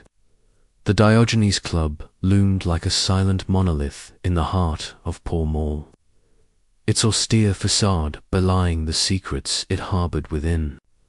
Holmes and Watson arrived under the cover of dusk, their hansom cab rattling to a stop before the imposing entrance. The club, known for its rule of absolute silence, was the perfect setting for such a clandestine affair. Mycroft, Holmes, Sherlock's enigmatic elder brother had ensured the private room was prepared to their specifications. A long mahogany table, a single gas chandelier casting a soft glow, and a collection of chairs arranged to suggest an auction of great import in Spectre. Lestrade greeted them at the door, his face a mixture of skepticism and resignation. Holmes, I hope you know what you're doing, he muttered, adjusting his coat. This plan of yours is mad. If it goes wrong, we'll have half of London's criminal element banging down the door. Fear not, Lestrade, Holmes replied, his tone clipped. The criminal element is precisely what we seek. Now, ensure your men are stationed at every entrance and exit. No one leaves without my approval. Lestrade grumbled but complied, signalling to a pair of plainclothes officers who melted into the shadows of the club's corridors. Watson, carrying his trusted revolver beneath his coat, felt the familiar weight of unease. Holmes's plans, while often brilliant, had a habit of teetering on the edge of chaos. The room was set with a single item on display, a sealed envelope, placed prominently on the table, purportedly containing the recovered fragment of Thorne's blueprint. It was, of course, a forgery a clever reproduction Holmes had crafted with the aid of a skilled forger in the East End. The envelope's wax seal bore the crest of a fictitious auction house, adding to the illusion of authenticity as the clock struck 8. The first of the bidders began to arrive. The room filled slowly with a motley assortment of figures, a portly man in a velvet waistcoat, a veiled woman with an air of aristocracy, a nervous young clerk clutching a leather satchel. Holmes, disguised as an auctioneer in a severe black suit and spectacles, stood at the head of the table, his demeanour cool and authoritative. Watson, positioned near the door, scanned each newcomer, his hand resting near his revolver. Among the arrivals was Victor Crane, his gaunt face pale and his eyes darting nervously. He took a seat near the back, his fingers drumming on the armrest of his chair. Moments later, a figure clad in an elegant emerald gown swept into the room. Lady Beatrice Harrow, her presence commanding attention. She offered Holmes a curt nod, her eyes lingering on the envelope with a hunger that belied her composed exterior. Watson leaned toward Holmes, whispering, "Both of them are here. Do you think the third party will show?" Holmes's gaze remained fixed on the envelope, but his voice was low. "They are already here, Watson. Observe the man in the corner, the one with the red cravat. His posture is too relaxed, his eyes too watchful. He is not here for the blueprint alone." Watson glanced at the man, who sat with a glass of brandy, his face partially obscured by the dim light. There was something unsettling about him, a quiet confidence that set him apart from the anxious energy of the others. Holmes raised his gavel, the sharp rap silencing the murmurs in the room. "Ladies and gentlemen," he began, his voice carrying a practiced authority, "we are gathered tonight for a singular opportunity, the acquisition of a fragment of Professor Elias Thorne's revolutionary, steam-powered automaton blueprint. Bidding will commence at £500. The room buzzed with excitement, and bids began to fly. Crane's voice was hoarse as he called out, 600. Lady Harrow countered with a cool 1,000, her eyes never leaving. The envelope? The man in the red cravat remained silent, his fingers tracing the rim of his glass. But Watson noticed his gaze flicker toward the door. The bidding climbed higher, the tension in the room palpable. Watson's heart raced as he watched the players, each move a potential clue. Then, without warning, the gas chandelier flickered, plunging the room into near darkness. A shout rang out, followed by the sound of shattering glass. Watson drew his revolver, his eyes straining in the gloom. "Stay where you are." Holmes's voice cut through the chaos, sharp and commanding. The lights flickered back on, revealing a scene of disarray. The envelope was gone, and the man in the red cravat had vanished. Crane was on his feet, his face a mask of fury, while Lady Harrow stood frozen, her hand clutching a small dagger she had produced from her reticule. Lestrade Holmes barked, already moving toward the door. "Seal the exits. Watson, with me." The chase was on. Holmes and Watson tore through the corridors of the Diogenes Club, their footsteps echoing in the silent halls. Lestrade's men shouted directions, their voices muffled by the thick walls. Watson caught a glimpse of a figure darting through. A side door, the red cravat, a vivid streak against the dark. They burst into the street, the fog swallowing the figure's form. Holmes's eyes scanned the mist, his mind racing. "He's heading toward the river," he said, his voice low and certain. "He cannot escape with the envelope, it's a decoy. We must follow." The pursuit led them through the winding alleys of Pall Mall, the fog growing thicker with each step. Watson's lungs burned as he kept pace with Holmes, whose long strides devoured the distance. The sound of footsteps ahead grew fainter, but Holmes's focus never wavered. They reached the Thames, its dark waters lapping against the embankment. The figure stood at the edge of a pier, the envelope clutched in his hand. Holmes slowed, raising a hand to signal Watson to hold back. "You have nowhere to run," Holmes called out, his voice carrying over the water. "The envelope is worthless. Return it, and we may discuss terms." The man turned, his face revealed in the dim light of a nearby lamp. He was young, with sharp features and a sneer that spoke of arrogance. "You think you've outsmarted me, Holmes," he said, his voice smooth and mocking. "This is merely a piece of the puzzle. The blueprint is already beyond your reach." Holmes took a step forward, his eyes narrowing. "You are Thorne's assistant, are you not? The one who betrayed him?" I suspected as much when Watson uncovered your correspondence with Lady Harrow. The man laughed, a cold, mirthless sound. You're clever, I'll give you that. But you're too late. The automaton is nearly complete, and soon it will be in the hands of those who will pay dearly for it. Watson's grip tightened on his revolver, but Holmes's hand on his arm stayed him. Not yet, Holmes murmured, his eyes locked on the man. He's not alone. As if on cue, a boat emerged from the fog, its oars slicing through the water. The man in the red cravat stepped toward it, but Holmes was faster.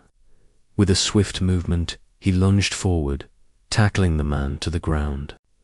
The envelope skittered across the pier, and Watson scrambled to retrieve it. The boat's occupants, two burly men, leapt onto the pier, their faces set with grim determination. Watson fired a warning shot into the air, the sound echoing across the river. "Stay where you are," he shouted, his military training steadying his aim. Holmes grappled with the man in the red cravat, his movements precise and relentless. The man fought back, his strength surprising for his lean frame, but Holmes was a master of Baritsu. With a deft twist, he pinned the man to the ground, his knee pressing into his back. "Lestrade," Holmes called, his voice sharp. The inspector and his men arrived moments later, their lanterns cutting through the fog. The two men from the boat hesitated, then surrendered under the threat of Lestrade's officers. The man in the red cravat glared up at Holmes, his breath ragged. "You think this is over?